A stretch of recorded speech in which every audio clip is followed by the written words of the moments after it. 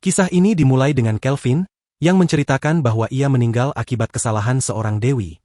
Sebagai kompensasi, dewi tersebut memberinya kesempatan untuk memulai hidup baru di dunia lain. Setelah kilatan cahaya menyilaukan, ia akhirnya tiba di dunia barunya. Saat sadar, Kelvin merasa kebingungan karena tak tahu di mana ia berada akibat kehilangan ingatan. Tiba-tiba, sebuah layar mengambang muncul di hadapannya. Ketika ia menyentuh tombol, mulai, dewi itu memberitahunya bahwa ia telah bereinkarnasi di dunia baru, lengkap dengan semua konsekuensinya. Sang dewi juga menjelaskan bahwa dunia ini penuh dengan pedang dan sihir, serta bahwa Kelvin telah menerima keterampilan yang ia pilih sebelumnya. Mengikuti instruksi dewi, Kelvin membuka menu statusnya dan melihat berbagai statistik serta kemampuan yang kini dimilikinya. Ia sangat puas dengan pilihannya dan merasa bersemangat untuk memulai petualangan barunya sebagai seorang pemanggil. Tak lama setelah itu, Dewi memberitahunya bahwa langkah pertama yang harus ia lakukan adalah menuju kota terdekat dan mendaftar di guild petualang. Dengan tekad baru, Kelvin pun memulai perjalanannya melintasi hutan. Dalam perjalanan, Kelvin bertanya pada layar mengambang yang kini menemaninya, apakah ia akan terus mendampinginya sepanjang petualangan. Layar tersebut, yang bernama Mevina, menjawab bahwa ia akan selalu berada di sisinya, karena Kelvin sendiri yang meminta agar ia menjadi pelayannya. Setelah melewati perjalanan panjang, akhirnya mereka tiba di kota Part. Di sana, Kelvin mulai menyadari fakta mengejutkan, bahwa kematiannya sebenarnya disebabkan oleh kesalahan dewa lain. Ia juga mengingat bahwa sebelum reinkarnasi, ia meminta Mevina, sang dewi reinkarnasi, untuk ikut campur dalam nasibnya. Namun, ia sama sekali tidak bisa mengingat seperti apa rupa Mevina. Saat berjalan-jalan di kota, Mevina menceritakan lebih banyak hal tentang dirinya kepada Kelvin. Ketika Kelvin melihat bayangannya di jendela toko, ia merasa sangat puas dengan penampilannya yang baru. Mevina kemudian menjelaskan bahwa kehilangan ingatannya adalah hasil dari keputusannya sendiri. Ia telah menukar memorinya dengan 2 poin keterampilan tambahan. Hal itu ia lakukan atas kehendaknya sendiri. Pada adegan berikutnya, Kelvin mendengar pernyataan mengejutkan dari Mevina, bahwa dalam kehidupannya sebelumnya, ia sebenarnya jatuh cinta pada sang dewi. Hal ini membuatnya penasaran, dan ia pun bertanya apakah ia bisa memanggil Mevina dalam wujud fisik. Sayangnya, Mevina menjawab bahwa itu mustahil, karena Kelvin belum memiliki ilmiah yang cukup untuk melakukannya. Akhirnya, mereka sampai di guild petualang, tempat Kelvin melihat banyak orang yang sedang mencari pekerjaan. Dengan penuh semangat, ia segera mengisi formulir pendaftaran sendiri. Saat itu, ia menyadari bahwa ia memiliki keterampilan dalam bahasa dan menulis. Namun, sebelum ia menyelesaikan pendaftarannya, Mevina menghentikannya dan memperingatkan agar ia benar-benar mempertimbangkan keputusannya. Kelvin mengetahui bahwa menjadi seorang infocador adalah sesuatu yang sangat langka. Biasanya hanya ada satu di setiap negara. Jika identitasnya diketahui, para penguasa pasti akan sangat tertarik padanya. Menyadari bahwa hal ini bisa menjadi masalah besar, ia pun memutuskan untuk mendaftar sebagai seorang mago untuk menyembunyikan kemampuannya yang sebenarnya. Saat mendaftar, seorang resepsionis menerima dokumennya dan memberikan kartu keanggotaan dengan rang F, karena ia baru saja bergabung. Sang resepsionis menjelaskan bahwa para petualang memiliki tingkatan yang berbeda, di mana F adalah yang paling rendah, sedangkan S adalah yang tertinggi. Selain itu, ia juga memberitahunya bahwa seorang petualang hanya dapat menerima pekerjaan satu tingkat di atas rangnya. Namun, jika gagal, mereka harus membayar denda. Oleh karena itu, Kelvin harus berhati-hati hingga berhasil menyelesaikan 10 misi agar bisa naik peringkat. Ia juga mendapat informasi bahwa mulai dari rang C, petualang harus mengikuti ujian untuk naik tingkat. Setelah mendapatkan penjelasan, Kelvin pun mencari pekerjaan yang sesuai dengan rang F. Berdasarkan saran Elvina, ia memilih misi untuk mengalahkan slime biru. Sebelum pergi, ia menyempatkan diri membeli sebuah tongkat kayu yang memiliki sedikit energi sihir, meskipun hampir menghabiskan seluruh uangnya. Ketika tiba di lokasi perburuan, Kelvin menggunakan kemampuannya untuk menganalisis dan mengumpulkan informasi tentang targetnya. Setelah itu, ia bersiap untuk melakukan serangan. Melvina menjelaskan bahwa target invokasi harus menyetujui kontrak tersebut. Namun, untuk monster yang tidak bisa berbicara, ia harus terlebih dahulu menyerang dan melemahkan mereka tanpa membunuhnya sebelum menawarkan kontrak. Kelvin pun melancarkan serangannya, tetapi ia segera menyadari bahwa slime biru lebih sulit dikalahkan dari yang ia perkirakan. Mereka bergerak dengan sangat cepat dan lincah. Mengandalkan kecerdasan dan kecepatan reaksinya, Kelvin akhirnya berhasil melemahkan salah satu slime dan mencoba melakukan Pacto de Invocation. Namun, ia terkejut saat tubuhnya tiba-tiba melemah. Melvina kemudian menjelaskan bahwa setiap kali ia mencoba melakukan invokasi, ia akan kehilangan setengah dari total energi magisnya, terlepas dari apakah upaya itu berhasil atau tidak. Meskipun begitu, Kelvin tetap bertahan dan akhirnya berhasil menyelesaikan kontrak invokasi dengan sukses. Dengan penuh kebanggaan, ia memberi nama Kloto kepada makhluk barunya. Kini, dengan invokasinya yang pertama, petualangan Kelvin sebagai seorang mage yang sebenarnya baru saja dimulai. Kelvin akhirnya mengalami pengalaman pertamanya dalam melakukan pemanggilan dan menyadari bahwa ia dapat merasakan apa yang Kloto rasakan. Saat itu, ia menyadari bahwa Kloto sedang merasa sangat bahagia. Dengan rasa penasaran dan semangat, Kelvin pun memutuskan untuk memanggilnya untuk pertama kali. Tujuan pemanggilan ini bukan sekadar untuk mencoba kemampuannya, tetapi juga untuk membantunya menyelesaikan pekerjaannya. Ketika Kloto mengetahui bahwa tugasnya adalah membunuh dua dari spesiesnya sendiri, ia merasa sangat bersemangat. Baginya, ini adalah satu-satunya cara untuk naik level.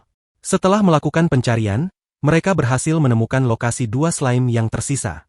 Kelvin pun segera menjelaskan rencana untuk memenangkan pertarungan.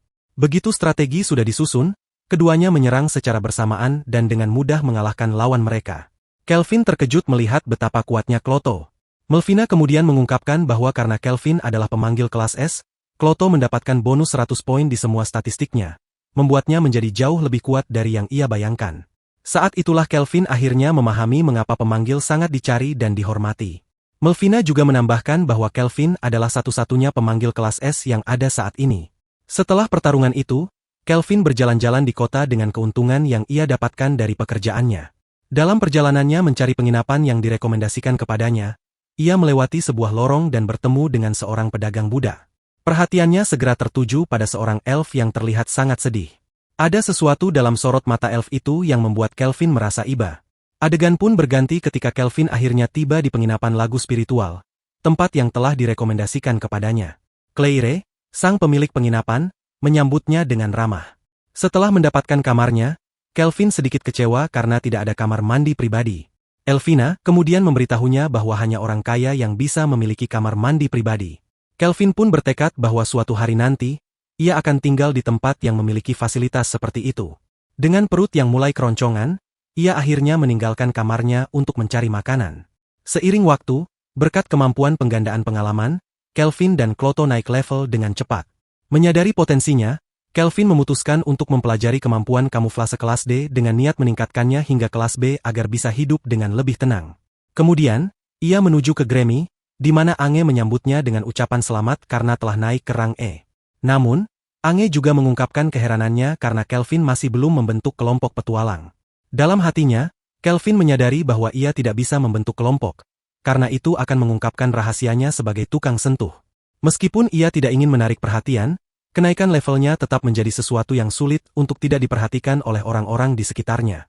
Kelvin mulai menjadi perbincangan di antara para petualang setelah kenaikan peringkatnya.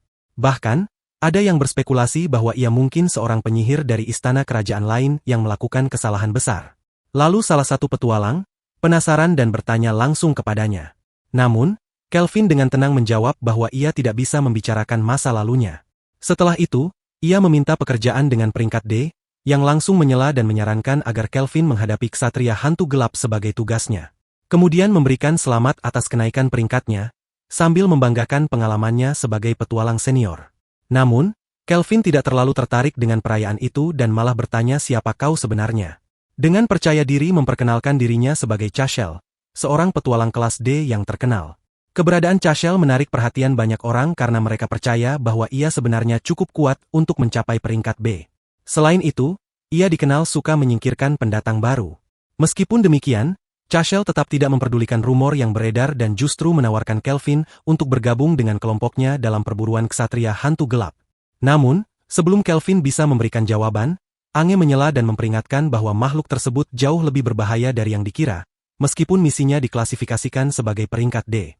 Kelvin, yang tampaknya tidak peduli dengan kekhawatiran orang lain, dengan tegas menolak tawaran Chashel. Sebagai gantinya, ia menggunakan klinisnya untuk menganalisis Chashel dan menemukan bahwa pria itu memiliki gelar pembunuh. Menyadari bahaya tersembunyi ini, Kelvin mulai waspada. Chashel, yang tidak menerima penolakan dengan mudah, terus mencoba meyakinkan Kelvin untuk ikut dengannya. Akhirnya, Kelvin mengusulkan sebuah kompetisi. Siapa yang bisa mengalahkan ksatria hantu gelap lebih dulu? Chashel, yang dikenal memiliki ego tinggi, langsung menerima tantangan itu dan segera pergi untuk membuktikan dirinya.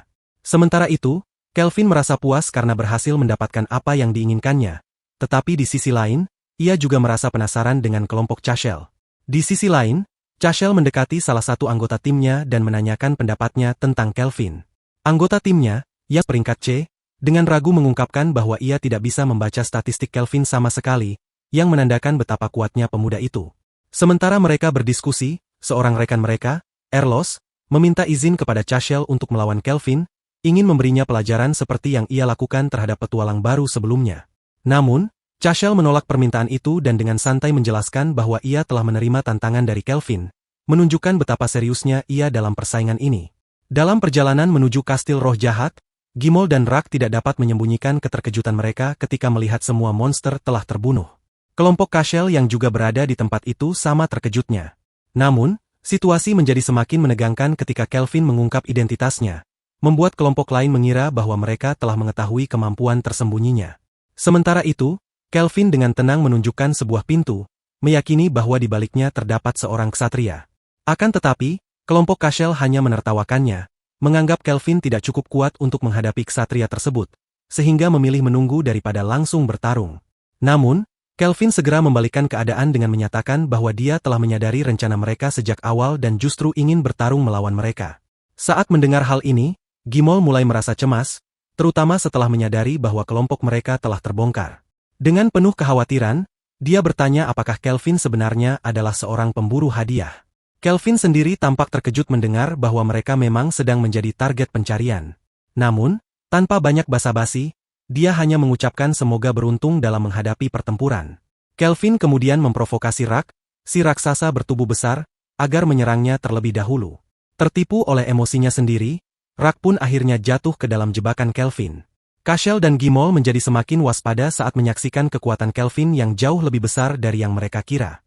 Dalam sekejap, dia mengeluarkan serangan yang bahkan tidak dapat dideteksi oleh Gimol.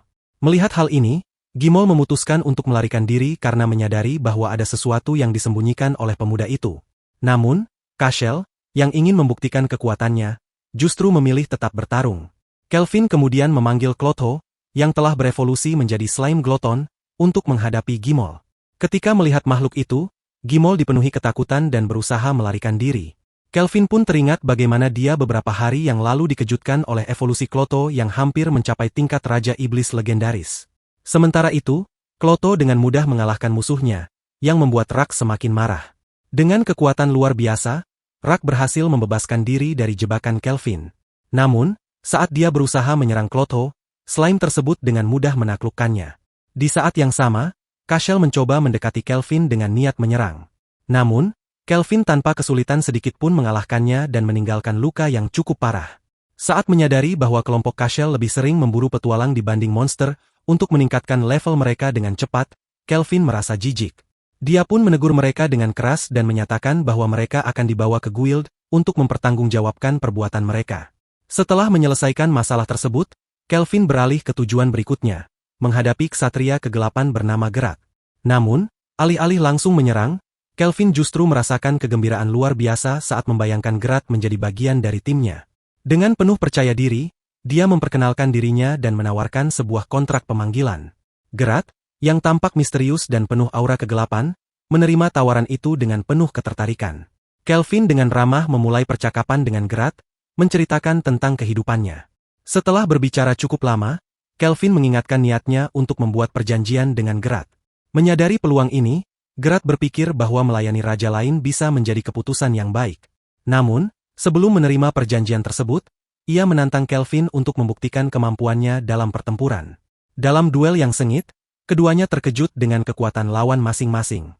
Tiba-tiba, di tengah tekanan serangan Kelvin, Gerat teringat kembali masa lalunya di negeri Alchald, yang pernah diserang dan dihancurkan dalam hitungan hari oleh bangsa elf.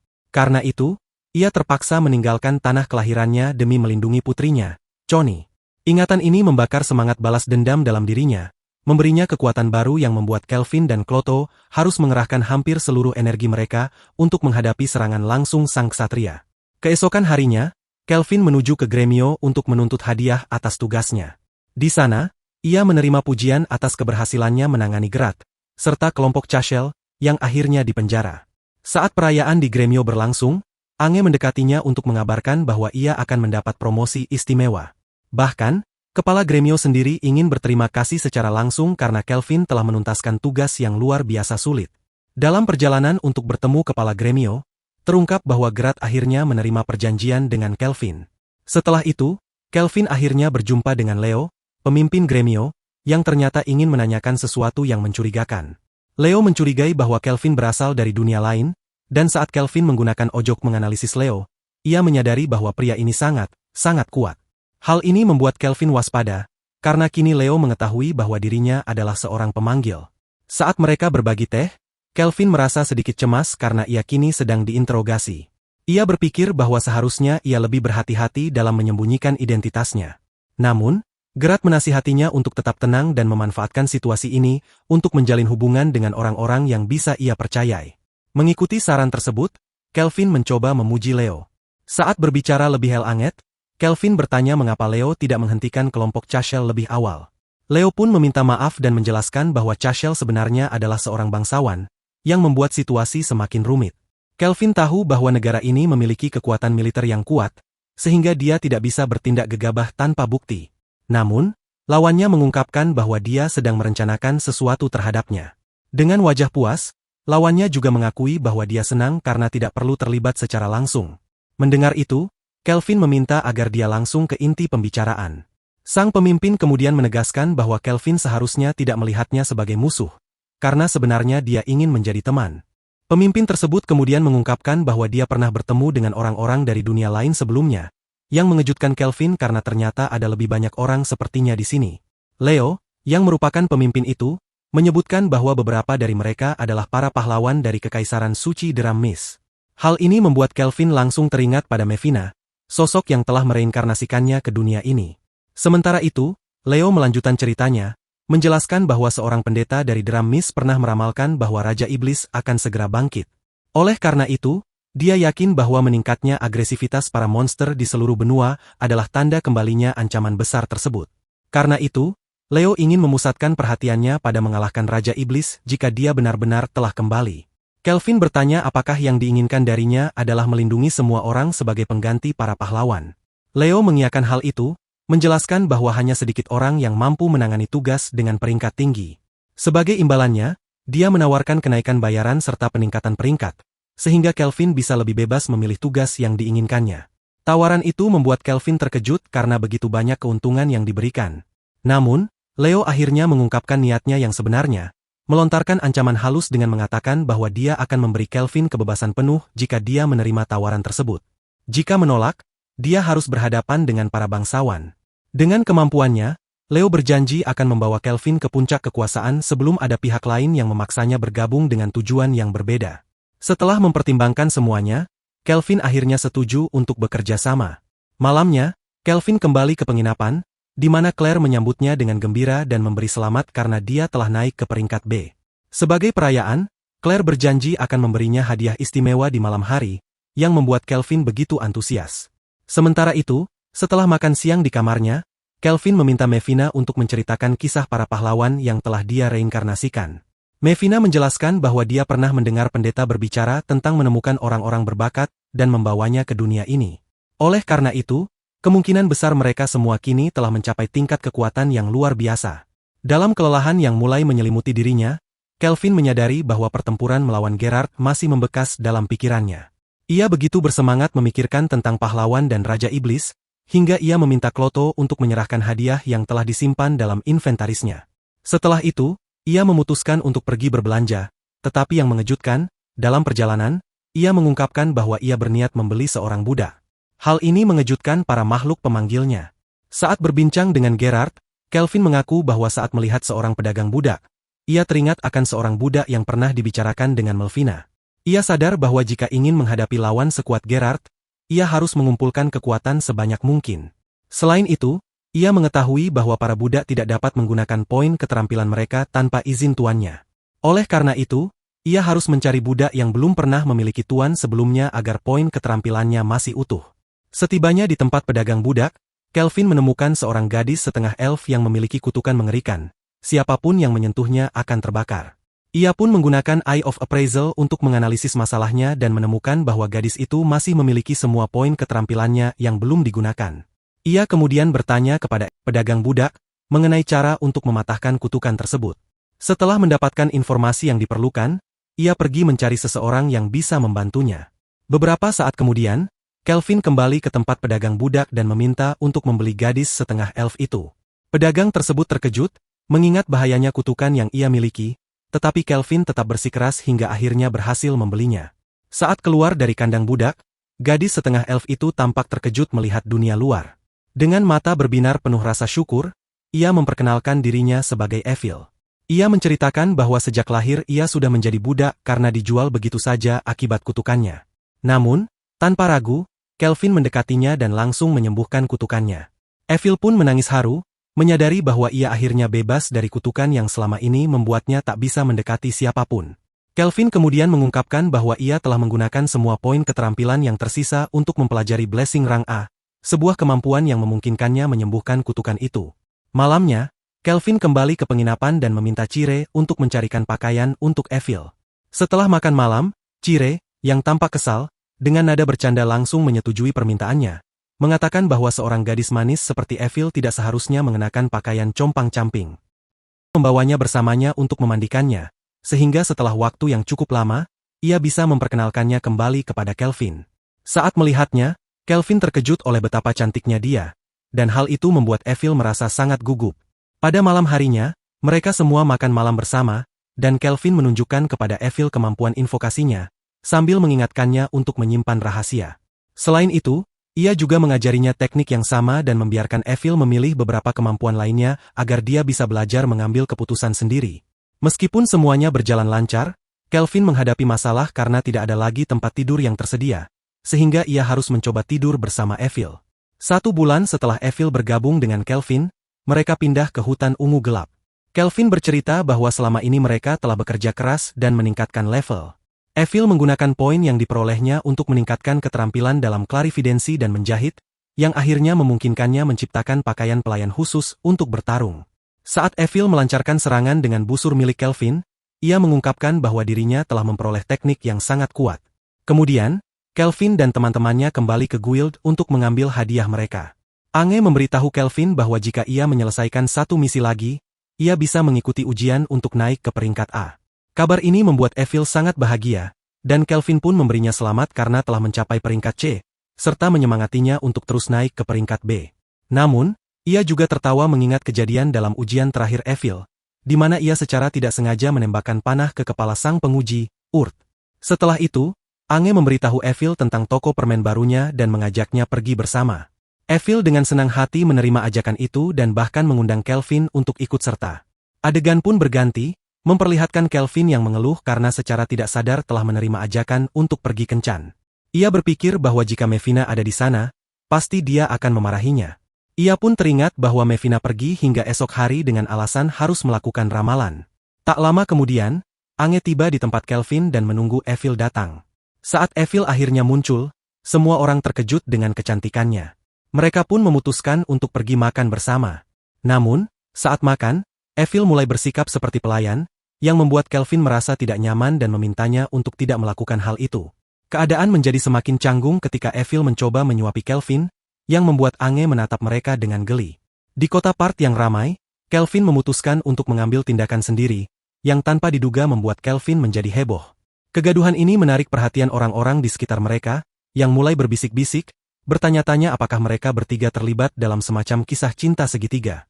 Mendengar gumaman itu, Kelvin segera menyarankan agar mereka membawa makanan ke penginapan, tetapi keputusan ini justru semakin memicu rasa penasaran di antara kerumunan, yang membuat Kelvin merasa kesal. Tiba-tiba, seorang bangsawan bernama Tabra muncul dan dengan nada meremehkan menegur mereka, mengatakan bahwa para rakyat jelata tidak seharusnya berperilaku seperti itu di depan umum. Tanpa peringatan, dia menggebrak meja mereka. Terkejut dengan tindakan kasar itu, Kelvin menuntut penjelasan, tetapi sebaliknya, para pengawal Tabra justru memerintahkannya untuk berlutut. Merasa didukung oleh pengawalnya, Tabra mulai mengalihkan perhatiannya kepada Evil, menuntut agar mereka menyerahkan diri dengan janji akan mengampuni kesalahan mereka. Namun, Kelvin tidak tinggal diam. Dengan mudah, dia menggunakan kekuatannya untuk mengalahkan para pengawal tersebut, membuat Tabra gemetar ketakutan. Menyadari bahwa ada sesuatu yang mencurigakan, Kelvin mulai menginterogasi Tabra tentang alasannya berada di park. Awalnya enggan menjawab, tekanan yang diberikan Kelvin akhirnya membuatnya mengaku bahwa ia datang untuk mencari Leo, seorang petualang hebat yang kabarnya tinggal di kota ini. Terkejut dengan pernyataan itu, Kelvin mencemooh Tabra, mengatakan bahwa untuk seorang pangeran, pengawalnya sangat lemah. Tabra pun menjelaskan bahwa di negeri Tren, hanya mereka yang memiliki bakat luar biasa yang bisa berkuasa, dan karena ia tidak memenuhi standar tersebut, ia ingin merekrut seorang petualang tangguh untuk membangun kejayaannya. Saat itu, Kelvin tanpa ragu mengungkapkan bahwa petualang hebat yang dicari Tabra sebenarnya adalah Kelvin sendiri. Mendengar hal ini, sang pangeran dengan angkuh menuntut agar Kelvin melayaninya.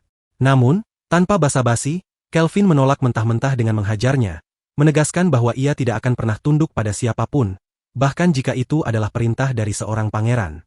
Sementara itu, di tempat yang jauh, di dalam katedral suci Kekaisaran Dram, seorang pendeta wanita memanggil Mevina. Begitu Mevina tiba, hal pertama yang ia tanyakan adalah tentang keadaan para pahlawan. Cholet, yang bertanggung jawab atas mereka, meyakinkan bahwa semuanya dalam kondisi baik, yang membuat Mevina merasa lega melihat perkembangan mereka. Setelah itu, Mevina menjalankan perannya sebagai orakel dan mengungkapkan bahwa ia merasakan kehadiran kekuatan jahat di benua barat. Untuk mengatasi ancaman ini, ia meminta agar para pahlawan segera dikirim ke sana, tetapi dengan satu peringatan, mereka tidak boleh mendekati Park. Cholet bersumpah akan mematuhi perintah itu dan segera menyampaikan pesan tersebut kepada para pahlawan. Sementara itu, di malam yang sunyi, Evil mendekati Kelvin dan dengan tulus mengucapkan terima kasih atas penyelamatannya. Namun, bukannya menerima ungkapan terima kasih itu, Kelvin meminta maaf karena tidak tidur bersama. Namun ketika Evil mendengar bahwa ia ingin tidur di tempat terpisah, ia merasa ragu dan bertanya apakah Kelvin benar-benar tidak menganggapnya menarik. Namun, ketika Kelvin melihat Evil mulai menangis, ia segera menjelaskan bahwa seorang perempuan harus memiliki hak untuk memilih dengan siapa ia ingin bersama, dan bukan karena merasa terpaksa hanya karena dia adalah miliknya. Mendengar kata-kata tersebut, Evil mengakui bahwa ia tidak hanya menginginkan Kelvin sebagai gurunya, tetapi juga sebagai seorang pria yang dicintainya, dan itulah alasan ia lebih menginginkannya daripada siapapun. Mendengar pernyataan tersebut, Kelvin pun mengungkapkan bahwa Evil adalah gadis tercantik yang pernah ia temui. Dengan penuh kebahagiaan, Evil langsung memeluknya erat. Keesokan harinya, Kelvin mulai meneliti informasi yang mereka miliki tentang para pahlawan. Evil dan anggota kelompok lainnya mulai meragukan kekuatan para pahlawan, karena mereka ternyata memiliki level yang cukup rendah. Kelvin merasa kecewa, karena ia berharap para pahlawan memiliki level 100. Ia mulai bertanya-tanya apa yang sebenarnya telah mereka lakukan selama ini. Melvina pun ikut mengungkapkan rasa kecewanya dan mulai meragukan apakah mereka benar-benar memiliki kemampuan untuk mengalahkan Raja Iblis. Namun, pembicaraan mereka tiba-tiba terhenti ketika Claire datang mencarinya. Claire membawa kabar dari Serikat Petualang, sehingga Kelvin segera pergi untuk menemui mereka. Setibanya di sana, Leo memberitahunya tentang kemunculan iblis di sebuah lokasi rahasia yang tersembunyi di dalam Gua Sang Pertapa, tempat yang sebelumnya tidak diketahui. Kelvin terkejut ketika mengetahui bahwa para petualang yang dikirim untuk menyelidiki tempat itu ternyata kembali dalam keadaan hidup. Namun, Leo menjelaskan bahwa iblis tersebut masih tersegel, dan itulah alasan mengapa ia meminta Kelvin untuk ikut melihatnya. Menurut perkiraan, iblis itu bisa saja memiliki peringkat S. Saat Kelvin masih ragu untuk menerima tugas ini, Leo memanipulasinya dengan memberitahu bahwa seorang penjahat telah menyerang Pangeran Tren, yang dapat menyebabkan konflik besar. Karena bujukan tersebut, Kelvin akhirnya menerima misi tanpa ragu. Bersama teman-temannya, Kelvin akhirnya tiba di gua tersebut dan bertemu dengan instruktur Urt serta kelompoknya. Urt memberitahu mereka bahwa mereka telah memasang penghalang sihir untuk mengawasi lokasi tersebut, meskipun mereka sendiri tidak yakin apakah itu cukup efektif untuk menahan iblis. Kelvin lalu memerintah mereka untuk tetap berjaga, sementara ia dan kelompoknya masuk lebih dalam untuk menyelidiki. Mereka berjalan cukup lama di dalam gua tanpa bertemu satupun musuh, membuat Kelvin mulai merasa ada sesuatu yang mencurigakan. Tak lama kemudian, mereka tiba di depan sebuah pintu, dan Kelvin bisa merasakan dua keberadaan makhluk di dalamnya. Ketika mereka masuk, mereka melihat bahwa segel iblis itu masih utuh, tetapi yang lebih mengejutkan adalah kehadiran musuh sebenarnya, Archdemon Victor, yang kini muncul di hadapan mereka dan memperkenalkan dirinya. Di hadapan mereka, Kelvin merasa terkesan karena seorang archienemigo biasanya memiliki peringkat yang jauh lebih tinggi dari seorang berang. Penasaran dengan identitas gadis yang baru saja dilihatnya, Kelvin bertanya kepada Victor, yang kemudian mengungkapkan bahwa gadis itu adalah putri Raja Iblis. Mevina, yang juga berada di sana, awalnya mengira gadis tersebut adalah anak dari Gustav, Raja Iblis terakhir yang dikenal. Dia terkejut ketika mengetahui kebenarannya, sebab selama ini dia sama sekali tidak menyadari keberadaan gadis tersebut. Victor menjelaskan bahwa putri Raja Iblis memang sengaja dirahasiakan dari dunia luar. Dengan penuh semangat, dia mengungkapkan kekagumannya terhadap manusia yang memiliki kekuatan luar biasa seperti Kelvin. Namun, di balik perbincangan itu, Victor mengungkapkan sebuah kenyataan yang mengejutkan. Kelvin telah masuk ke dalam perangkap. Satu-satunya yang bisa memecahkan segel iblis adalah manusia, dan Victor bermaksud memanfaatkan hal itu. Namun, alih-alih ingin membebaskan iblis tersebut, Victor justru memiliki niat yang berbeda. Dia ingin memakan mereka untuk menyerap kekuatan mereka, berkat kemampuannya yang disebut gula, yang memungkinkannya mencuri karakteristik dari target yang dikonsumsinya. Kelvin mulai menyusun dugaan bahwa tujuan Victor adalah menjadi manusia agar bisa membebaskan iblis tersebut dan menjadikannya sebagai Raja Iblis baru. Namun, Victor menepis dugaan itu dan menjelaskan bahwa julukan sebenarnya adalah Sang Pelahap. Dia tidak berniat membebaskan iblis, justru sebaliknya, dia ingin memakannya. Karena keterikatannya dengan makhluk itu, kemampuan gula-nya akan berkembang ke tingkat yang lebih tinggi, cukup untuk menjadikannya Raja Iblis yang baru. Di sisi lain, Kelvin justru semakin bersemangat untuk bertarung melawan Victor, yang jelas memiliki kekuatan luar biasa. Archidemonio, yang mengamati reaksi Kelvin, merasa terhibur dan memutuskan untuk memperlihatkan sesuatu yang mungkin akan sangat menarik baginya. Dengan sihir hitamnya, Victor membangkitkan tentara kematian dan menghidupkan kembali mayat-mayat yang ada di sekitarnya. Pasukan Hades kemudian menyerang Kelvin, namun dengan mudah mereka dikalahkan. Geralt, salah satu anggota kelompok Kelvin, segera menerjang sisa pasukan dan meminta Kelvin untuk mendukungnya, meskipun mereka masih tertinggal dalam pertarungan. Archidemonio, yang menyaksikan bagaimana pasukannya dihancurkan dengan begitu mudah, semakin terkesan dengan gaya bertarung kelompok Kelvin. Dia bahkan mengungkapkan bahwa sejak awal dia telah menilai Kelvin sebagai seseorang yang kecanduan pertarungan. Dengan senyuman lebar di wajahnya, Kelvin membenarkan hal itu dan mengakui bahwa dirinya memang tidak bisa menahan keinginannya untuk bertarung. Mendengar pengakuan itu, Victor berjanji akan menghapus senyum tersebut dari wajahnya. Dia kemudian menggunakan trik asap sebagai pengalih perhatian sebelum meluncurkan serangan mendadak. Namun, Kelvin dengan insting tajamnya segera menyadari serangan tersebut dan memberi instruksi kepada untuk bersiap menghadang. Victor, meskipun terkejut dengan kepekaan Kelvin, tetap berhasil menyerang JAD. Kelvin pun tercengang ketika melihat bagaimana masih mampu bertahan, berkat armor khususnya yang mampu meredam sebagian besar serangan. Pertarungan pun semakin memanas, dengan kedua pihak menunjukkan kekuatan mereka yang sesungguhnya. Setelah bertarung sengit, Victor kembali menyerang dengan kecepatan luar biasa, kali ini tanpa memberi kesempatan bagi lawannya untuk mendeteksi pergerakannya. Melvin, yang mulai terdesak, meminta Clotho untuk menyerang karena serangan fisik tidak berdampak padanya. Meskipun Kelvin dan Geralt mengombinasikan serangan mereka, sang Archidemon tetap terlalu kuat dan berhasil melepaskan diri. Saat Victor merasa yakin akan kemenangannya, Kelvin segera memerintahkan Evil untuk menyerang. Victor, yang gagal mendeteksi kamuflase Evil, terpaksa mengorbankan lengannya demi menghentikan panah api tersebut.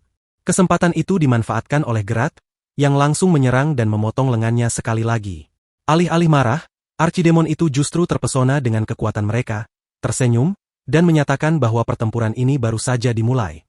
Tanpa ragu, ia menunjukkan kekuatannya yang sebenarnya dengan melantunkan mantra sihir tingkat tinggi. Kelvin, yang menyadari bahaya, segera memerintahkan timnya untuk menyerang agar mantra tersebut tidak sempat diselesaikan. Namun, mereka terlalu lambat. Victor kini menyerang mereka dengan kekuatan penuh. Kelvin pun memerintahkan Geralt untuk menggunakan seluruh kekuatannya dalam bertahan demi memberi mereka waktu. Meskipun Geralt berusaha keras, Victor tetap mampu menembus pertahanannya dan bersiap menghabisinya.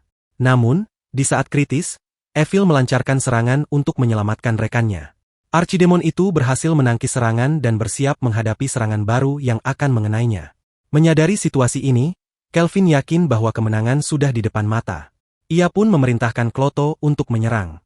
Clotho, sang slime, melepaskan semua senjata terkutuk yang telah diciptakan oleh Kelvin menggunakan kemampuannya, memberikan waktu yang sangat berharga bagi rekan-rekannya.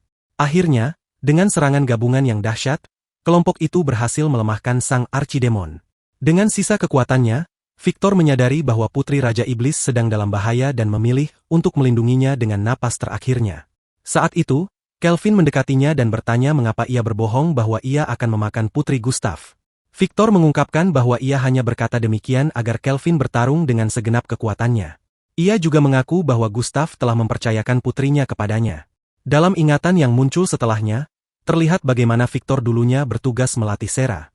Namun, suatu hari, seorang pahlawan menyerang kediaman mereka untuk mencari Gustav. Demi melindungi putrinya, Gustav memerintahkan Victor untuk menjaga keselamatannya, bahkan jika itu berarti harus berbohong dan berpura-pura menjadi musuh.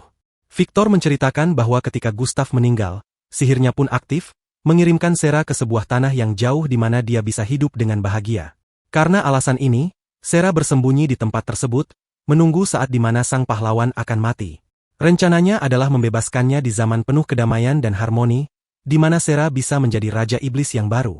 Setelah menyadari kegagalannya, sang Archidemon meminta Kelvin untuk mengizinkan Sera bergabung dengan kelompoknya. Ia pun menyarankan agar rantai yang mengikat Sera dihancurkan, karena kemungkinan besar dia bisa mendengar percakapan ini. Kelvin akhirnya memutuskan untuk memenuhi permintaan itu dan membangunkan Sera. Saat terbangun, Sera mengeluh tentang apa yang telah dilakukan oleh ayahnya dan Victor.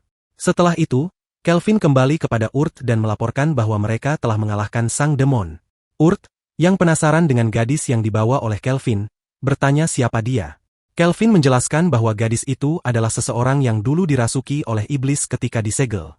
Untuk menyembunyikan identitas aslinya, mereka menggunakan jepit rambut penyamaran peninggalan Gustav, sehingga gadis itu bisa menyembunyikan sayap dan tanduknya dengan jelas. Kelvin lalu memberitahu Urt bahwa dia ingin membawa gadis itu untuk beristirahat, jadi mereka harus segera pergi. Kemudian, terungkap bahwa Jart bertingkah aneh karena sedang dalam proses evolusi. Mevina memberitahu Kelvin bahwa seorang ksatria telah berevolusi menjadi Kapten Kegelapan, makhluk yang sangat kuat dengan peringkat S. Di adegan berikutnya, Kelvin mendekati Sera yang kini terlihat lebih tenang. Dia bertanya apakah Sera benar-benar ingin menjadi pelayannya, mengingat dia adalah putri Raja Iblis yang suatu hari nanti bisa menjadi ancaman serius. Namun, Kelvin meyakinkannya bahwa dia memiliki kemampuan kamuflase tingkat S, sehingga tak ada yang bisa mengenalinya. Sera, masih terkejut karena Kelvin berhasil mengalahkan Victor, bertanya apakah dia adalah seorang pahlawan. Namun, Kelvin hanya tersenyum dan menjawab bahwa dia bukan pahlawan, melainkan hanya seorang petualang yang suka bertarung. Kemudian, dia mengajak Sera untuk pergi ke kota. Namun, Sera tampak ragu dan ketakutan karena dia tidak pernah meninggalkan mansionnya. Melihat hal itu, teman-temannya berusaha menyemangatinya. Akhirnya, mereka semua tiba di kota Par, yang langsung membuat Sera terkesima dengan keindahannya. Kelvin dan kelompoknya berbincang tentang berbagai toko yang ada di tempat itu. Setelahnya, ia memerintahkan Evil untuk mengantarkan Sera ke penginapan sementara ia sendiri pergi untuk melaporkan diri di guild. Saat malam tiba, terungkap bahwa Kelvin telah mencapai peringkat A. Karena itu, saat ia kembali ke penginapan, ia disambut dengan sebuah pesta kejutan. Di tengah pesta, Kelvin mengetahui bahwa Urt ternyata sudah menikah dengan Claire. Setelah pesta usai dan semua orang tertidur, ia menyadari bahwa Sera tidak ada di kamar. Merasa khawatir, ia memutuskan untuk mencarinya. Akhirnya, ia menemukannya sedang duduk di luar, merenungkan kenangannya bersama Victor dan membayangkan masa depan yang baru. Keesokan harinya, Kelvin merasa gembira karena memiliki kemampuan pandai besi dengan peringkat S, sama seperti Phil dengan keterampilan menjahitnya. Ia ingin memperlihatkan kepada semua orang hasil kreasinya yang baru. Yang pertama adalah senjata untuk Sera, yakni Armor Quinterror, dan selanjutnya adalah Dian Leif, pedang sihir yang dibuat khusus untuk Geralt, yang langsung berterima kasih kepadanya.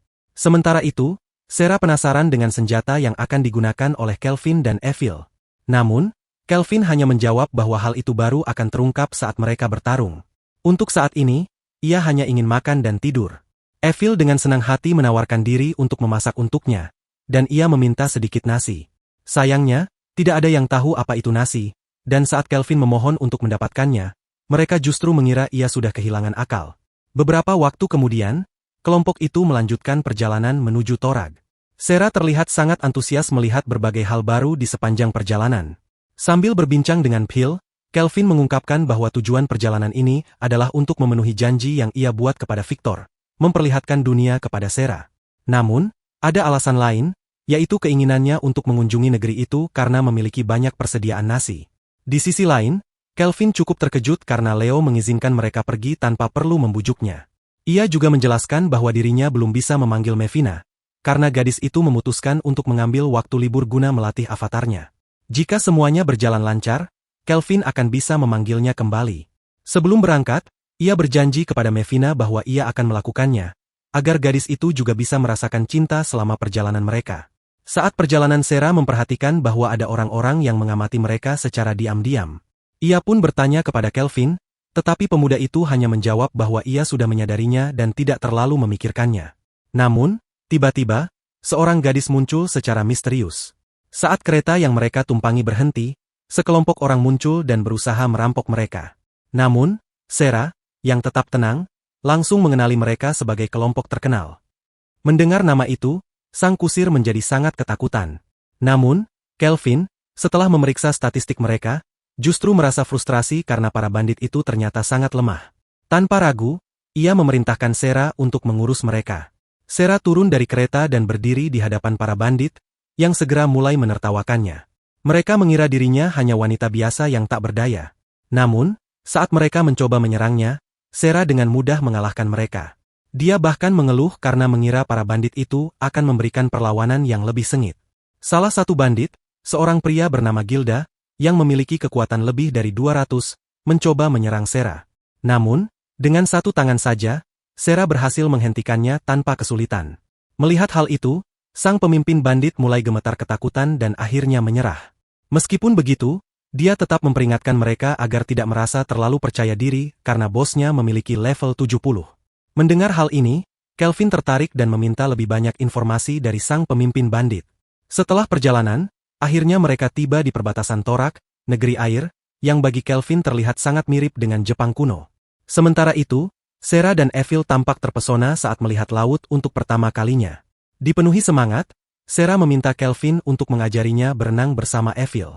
Kelvin setuju dan sedikit menyesali bahwa mereka harus segera menyerahkan para bandit ke pihak berwenang, karena jika tidak, mereka bisa menghabiskan lebih banyak waktu di pantai. Setelah menangkap para bandit, mereka membawa mereka ke Gremio kota. Para anggota Gremio sangat berterima kasih karena mereka berhasil menangkap salah satu pemimpin bandit.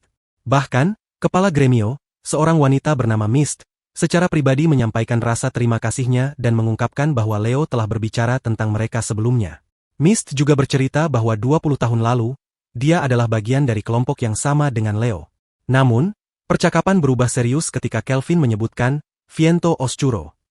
Mist, yang awalnya terkejut mengetahui bahwa kelompok tersebut telah dikalahkan, akhirnya mengungkapkan bahwa orang yang sekarang mengambil alih kelompok itu adalah Christoph, seorang prajurit terkenal dari Tren. Mist menjelaskan bahwa Christoph kini terlibat dalam perdagangan manusia dan menculik orang untuk dijadikan budak. Mendengar hal itu, Sarah langsung marah dan bersumpah bahwa jika dia tahu keberadaan Christoph, dia akan segera menghabisinya.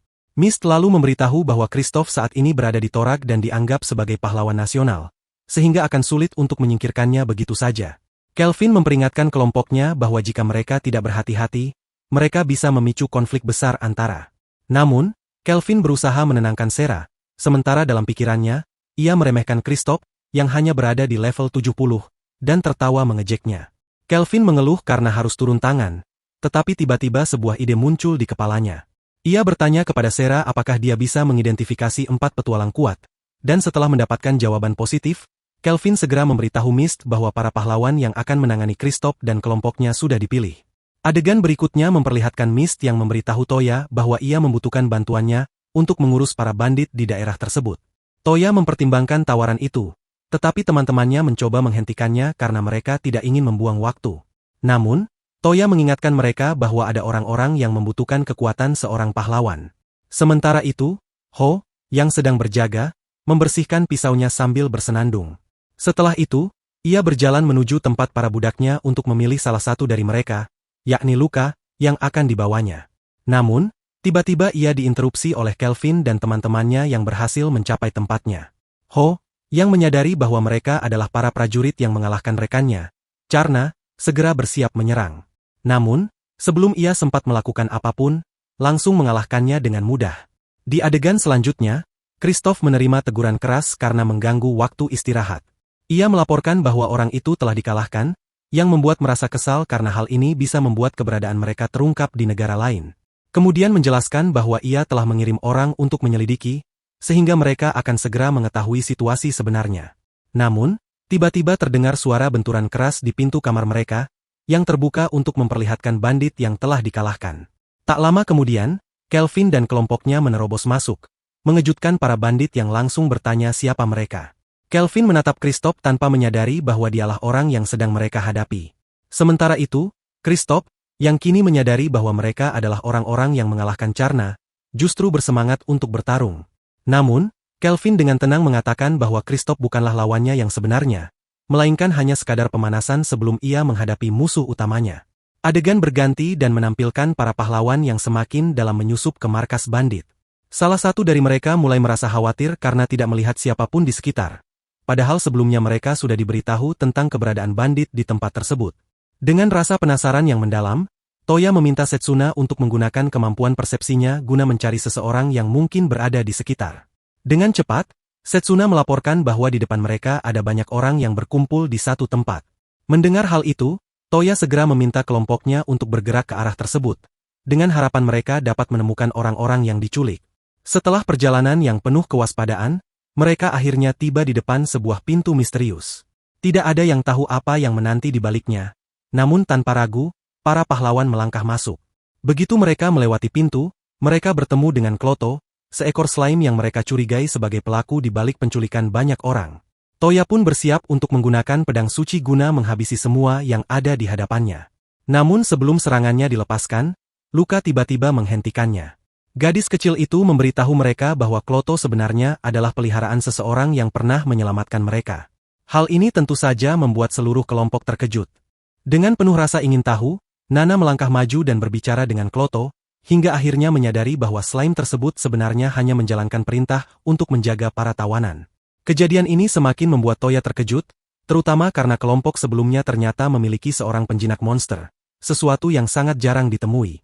Namun, mereka tidak bisa berlama-lama di tempat itu.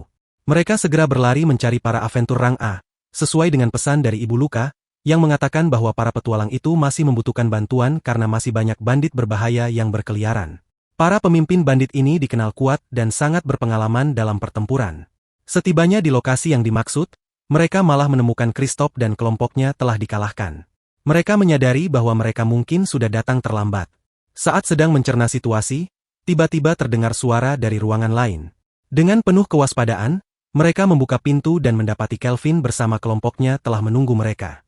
Kevin, yang melihat mereka masuk, mengejek dengan sinis.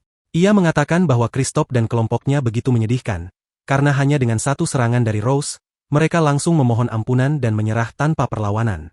Para pahlawan memperkenalkan diri satu persatu di hadapan Kelvin, menegaskan bahwa tugas mereka adalah melindungi masyarakat dari kejahatan. Namun, Kelvin, dalam peran jahatnya, hanya tertawa meremehkan mereka. Ia menantang Toya, mengatakan bahwa jika ingin benar-benar melindungi orang-orang, ia harus menjadi lebih kuat terlebih dahulu.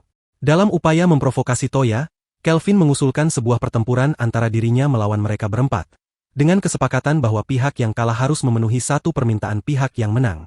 Para pahlawan awalnya merasa yakin bahwa mereka memiliki keunggulan, namun mereka menolak metode pertarungan seperti itu. Ya, salah satu anggota kelompok, menganggap bahwa pertempuran seperti ini tidak adil dan justru terkesan pengecut. Oleh karena itu, ia menantang Kelvin dalam duel 1 lawan 1. Namun, sebelum keputusan diambil, Setsuna segera menghentikannya, karena ia merasakan ada sesuatu yang mencurigakan dalam rencana Kelvin. Setsuna mengusulkan agar mereka semua bertarung bersama melawannya, dan akan mendukung gagasan itu, menyadari bahwa mereka tidak boleh jatuh ke dalam jebakan musuh mereka. Toya merasa bahwa dirinya memiliki kekuatan sihir lebih besar dibandingkan Kelvin, dan setelah mendengar komentar dari rekan-rekannya, akhirnya ia menerima tantangan tersebut. Dalam adegan selanjutnya, semua orang berpindah ke tempat yang lebih nyaman untuk bertarung. Sementara itu, Kelvin mengungkapkan kepada teman-temannya bahwa ia hampir tidak percaya rencananya berjalan dengan sempurna. Ia senang karena para pahlawan ternyata begitu mudah dipermainkan. Kemudian, ia memerintahkan Evil untuk membawa nampan berisi makanan agar mereka bisa menikmati pertarungan sambil bersantai. Evil segera mengikuti perintahnya, namun ia juga mengungkapkan kekhawatirannya, merasa bahwa sangat berbahaya bagi Kelvin untuk menghadapi para pahlawan sendirian, mengingat ia tidak terbiasa bertarung di garis depan. Namun, Kelvin hanya tersenyum dan menjelaskan bahwa ini adalah kesempatan baginya untuk melatih kelemahannya, yaitu bertarung melawan kelompok besar. Ia juga memperlihatkan senjata khusus yang dibuatnya sendiri, yang diberi nama pemakan kemampuan. Sementara itu, para pahlawan memperhatikan Kelvin dengan penuh kewaspadaan. Mereka mulai meyakini bahwa ia adalah sosok jahat yang harus dikalahkan, dan karena itu mereka tidak boleh kalah darinya. Mereka segera bersiap dan memanggil kekuatan dari berkat peri. Toya langsung menyerang lebih dulu, berharap bisa mengambil keuntungan dari anggapan bahwa Kelvin hanyalah seorang penyihir. Namun, Kelvin berhasil mengejutkan mereka dengan mendekati Toya, menunjukkan bahwa dirinya bukan hanya sekadar seorang penyihir. Melihat itu, Nana segera menyerang dengan memanggil hewan peliharaannya, seekor naga bernama Moon, yang langsung meluncurkan semburan api ke arah Kelvin. Dengan kecepatan luar biasa, Kelvin berhasil menghindari serangan tersebut dan meningkatkan statistik kecepatannya, hingga bisa muncul di belakang Miyabi dalam sekejap. Kelvin lalu menggunakan senjata spesialnya, yang dibuat dari armor milik Victor, dan berhasil menyalin kemampuan pemikiran paralel. Para pahlawan mulai panik ketika melihat Miyabi pingsan seketika, sehingga mereka segera bergegas mendekatinya. Toya, yang marah melihat kondisi rekannya, melancarkan serangan pedangnya ke arah Kelvin, berniat untuk menghentikannya sekaligus mencari tahu apa yang telah terjadi pada Miyabi. Dipenuhi kemarahan, Toya kembali menyerang dengan penuh tenaga, berusaha mengenai Kelvin dengan pedangnya. Namun, Kelvin dengan mudah menangkis serangan tersebut dan terus memprovokasi Toya, membuatnya semakin kehilangan kendali. Dalam momen krusial, Toya berhasil membuat pedang Kelvin terjatuh dan bersiap memberikan serangan terakhir. Namun, Kelvin justru tertawa dan menunjukkan bahwa ia tidak hanya bisa bertarung dengan sihir atau senjata, tetapi juga dengan tangan kosong. Hal ini dimungkinkan karena Sera telah meminjamkan kepadanya kemampuan bertarung tingkat S. Sementara itu, Setsuna hanya bisa terkejut melihat bagaimana Toya terdesak dalam pertarungan yang seharusnya bisa dimenangkannya dengan mudah. Meskipun memiliki keterampilan pedang tingkat tinggi, Toya tetap mengalami kesulitan dalam pertarungan. Karena itulah, Setsuna memutuskan untuk mendukungnya. Menyadari hal ini, Kelvin segera menjauh dari Toya dan menggunakan sihirnya untuk mengubah medan pertempuran. Tiba-tiba, dinding-dinding batu raksasa menjulang tinggi di sekeliling mereka. Namun, Setsuna, yang melihat rintangan tersebut, langsung menggunakan kemampuannya, Sentu, untuk menghancurkannya dalam sekejap. Melihat bagaimana Setsuna dengan mudah menghancurkan dinding itu, Kelvin justru merasa senang karena baginya, dinding itu hanyalah pengalih perhatian. Tanpa ragu, Kelvin melancarkan serangan sihir langsung ke arah Toya, yang dengan refleks mencoba melindungi Setsuna. Terpukul oleh serangan tersebut, Toya, meskipun kesakitan, tetap berusaha menenangkan rekan-rekannya. Ia dengan penuh keyakinan mengatakan bahwa takdirnya adalah menyelamatkan dunia dan membawa perdamaian, sehingga seharusnya ia mampu mengalahkan seorang pengganggu seperti ini sendirian. Namun, mendengar kata-kata tersebut, Setsuna mulai menangis. Dengan emosi yang meluap, ia meninju Toya dan memintanya untuk sesekali memikirkan dirinya sendiri, bukan hanya beban dunia yang ia pikul. Ia kemudian mengingatkan bagaimana mereka bisa berada di tempat ini, semua berkat pemanggilan yang dilakukan oleh pendeta Colet. Dengan jujur, ia mengungkapkan bahwa awalnya ia merasa sangat takut, tetapi segalanya berubah saat melihat bagaimana mereka bekerja sama dan saling mendukung. Perkataan Setsuna menggugah hati para gadis lainnya. Mereka dengan penuh semangat mendukungnya dan mengatakan kepada Toya bahwa mereka harus lebih sering bekerja sama, karena tidak mungkin ia melakukan segalanya sendirian. Mendengar hal itu, Toya akhirnya sadar akan kesalahannya. Dengan wajah penuh penyesalan, ia meminta maaf kepada mereka karena telah bertindak gegabah dan mulai menyemangati timnya untuk bertarung bersama. Dalam sekejap, Toya melancarkan sihir, sebuah serangan cahaya yang bertujuan untuk membutakan lawan. Kelvin, yang terkejut dengan serangan itu, terpaksa mengakui bahwa ia kesulitan mendeteksi serangan tersebut. Melihat kesempatan ini, para pahlawan segera melancarkan serangan gabungan, berusaha mengubah jalannya pertempuran dengan kekuatan persatuan mereka. Kelvin akhirnya berhasil dilumpuhkan oleh para pahlawan, tetapi dia mengambil keputusan nekat dengan meledakkan dirinya sendiri untuk menjauhkan Toya dan Setsuna, yang mengalami luka akibat ledakan itu. Setelah berhasil membebaskan diri, Kelvin justru memuji kerja sama mereka dan meminta Nana serta Miyabi untuk segera melancarkan serangan. Sementara itu, Kelvin terus memberikan koreksi kepada para pahlawan, yang mendengarkannya dengan penuh keterkejutan. Mereka tidak menyangka bahwa seorang villain justru memberi mereka masukan. Namun, bukannya bersyukur, para pahlawan justru semakin marah. Kemarahan mereka membakar semangat bertarung, dan dengan kekuatan penuh, mereka kembali menyerang. Bukannya takut, Kelvin justru semakin bersemangat melihat perkembangan mereka. Serangan para pahlawan akhirnya membuat Kelvin kehilangan kendali atas pergerakannya. Kini, ia hanya bisa menyaksikan bagaimana mereka bersiap untuk memberikan serangan terakhir. Namun, sebelum serangan itu menghantamnya, Kelvin dengan cepat memanggil golem-golemnya untuk melindunginya selama 30 detik. Para pahlawan pun dibuat terkejut dengan strategi ini. Sementara perlindungan itu berlangsung, Kelvin mulai berkonsentrasi untuk menciptakan sihir baru dengan menggunakan kemampuan pemikiran paralel. Menyadari ancaman yang akan datang, Setsuna bergegas menyerang untuk menghentikannya, tetapi usahanya gagal. Kelvin berhasil menyelesaikan mantranya dan membebaskan diri. Meskipun gagal, Setsuna tidak mau menyerah begitu saja. Dia kembali menyerang dengan tekad yang lebih kuat. Sikap pantang menyerah ini membuat Kelvin terkesan, bahkan ia mengakui bahwa pertarungan ini adalah yang terbaik yang pernah ia alami dari kelompok mereka. Namun, meskipun Setsuna sudah berusaha semaksimal mungkin, Kelvin tetap lebih cepat. Miyabi pun terpaksa turun tangan, menggunakan kekuatan ogrenya untuk menyerang Kelvin. Namun, sekali lagi, Kelvin dengan mudah mengalahkannya. Menyadari betapa tangguhnya Kelvin, Nana meminta Toya untuk menyerang, sementara ia sendiri akan bertahan. Dengan keberanian tinggi, Nana maju bersama naganya, menggabungkan serangan dengan pertahanan menggunakan barrier yang kokoh, bertekad untuk memberikan perlawanan terakhir mereka terhadap Kelvin. Cerita ini kita masih melanjutkan anime Black Summoner kemarin. Sebelumnya Kelvin bertarung dengan para pahlawan, dan ia menyadari bahwa mereka cukup kuat namun memiliki kelemahan. Lalu apa yang terjadi selanjutnya? Apakah tim Kelvin menang atau tidak? Mari kita mulai saja ceritanya. Part kedua dimulai dari Kelvin menyadari bahwa lawannya memiliki pertahanan sebanding dengan miliknya, sehingga ia memutuskan untuk menggunakan penghalang untuk menyegel gadis muda itu, yang membuat kekalahannya lebih mudah. Tindakan ini memicu kemarahan Toya, yang langsung menyerang Kelvin sambil menegurnya, mempertanyakan mengapa ia tidak menggunakan seluruh kekuatannya untuk melakukan kebaikan. Namun, Kelvin dengan mudah mengalahkannya dan menegurnya kembali karena mencoba memaksakan ideologinya.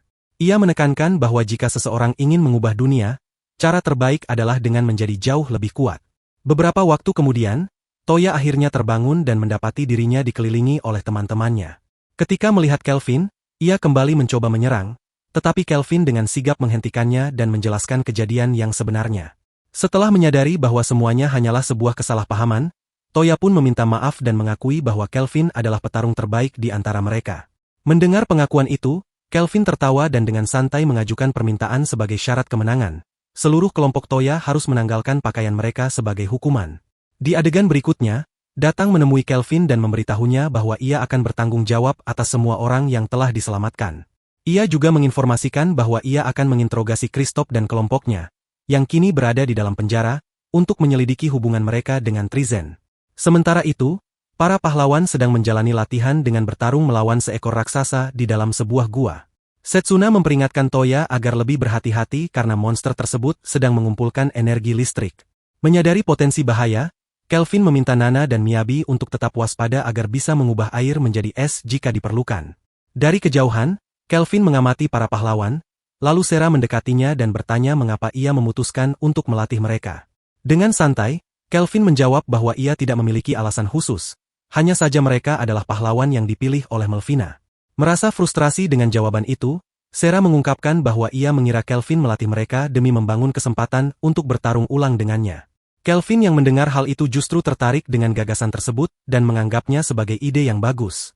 Sementara itu, para pahlawan akhirnya berhasil mengalahkan raksasa, dan Kelvin pun mengumumkan bahwa saatnya mereka makan. Saat makan bersama, Setsuna berbincang dengan Toya tentang bagaimana para penguasa di dalam labirin semakin kuat selama Raja Iblis masih hidup.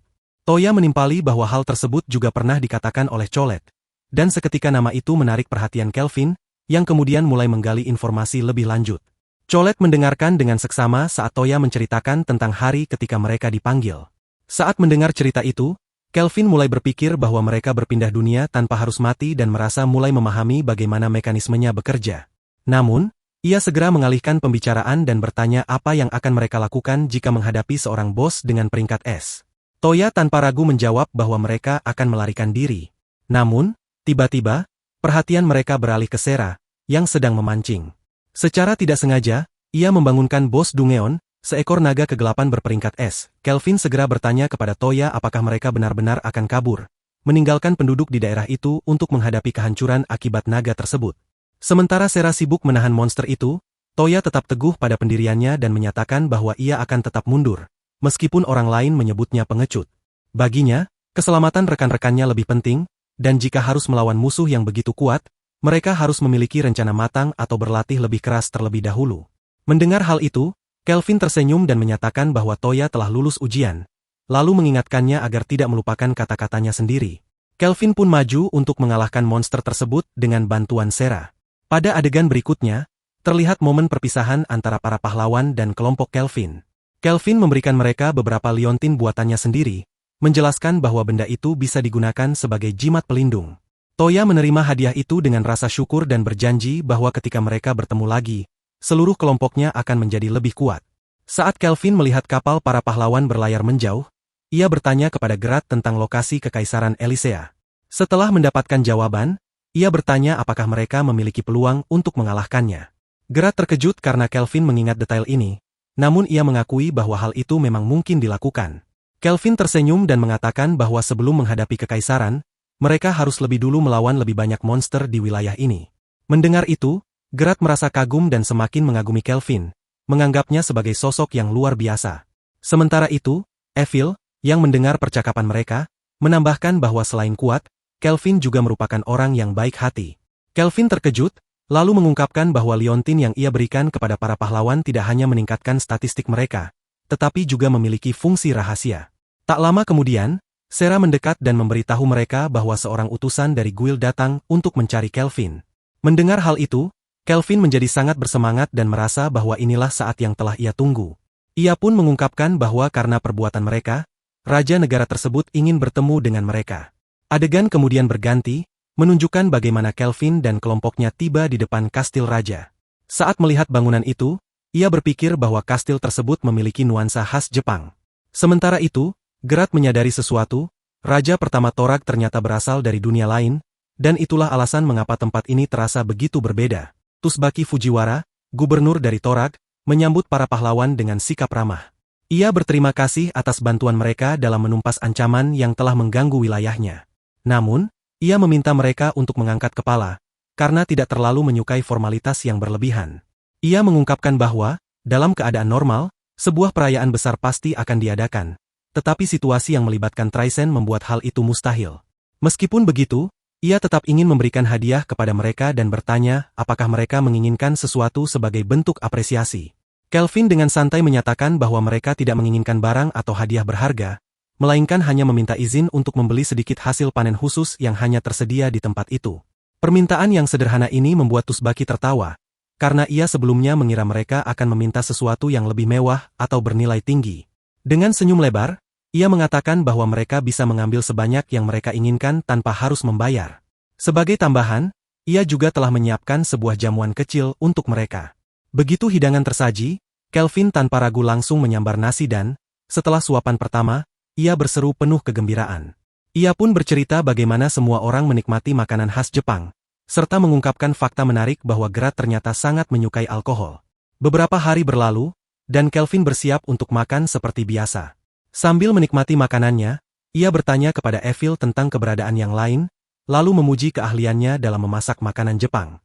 Evil, tersenyum bangga, berterima kasih dan mengungkapkan bahwa Ratu Tsubaki telah memberinya beberapa buku yang mengajarinya cara memasak nasi dan berbagai hidangan Jepang. Beberapa bulan kemudian, kejutan lain terjadi. Tsubaki muncul di kamar Kelvin saat ia sedang bersiap untuk makan. Kelvin, bingung, bertanya mengapa seorang ratu datang untuk makan bersamanya. Dengan santai, Tsubaki menjelaskan bahwa alasan utamanya adalah keahlian memasak Evil, yang sangat ia nikmati. Tanpa ragu, ia langsung meminta agar Evil tetap tinggal di kastilnya, bahkan mengundang Kelvin untuk bekerja di Toras. Namun, Kelvin, yang merasa canggung, menjelaskan bahwa Evil tidak ingin menetap di sana, dan mereka harus segera kembali ke Tsubaki. Tepat saat ia mengungkapkan hal itu, Tsubaki, yang berada di dekatnya, semakin mendesak Kelvin untuk tetap tinggal dan bahkan menawarkan posisi sebagai pengawal pribadinya.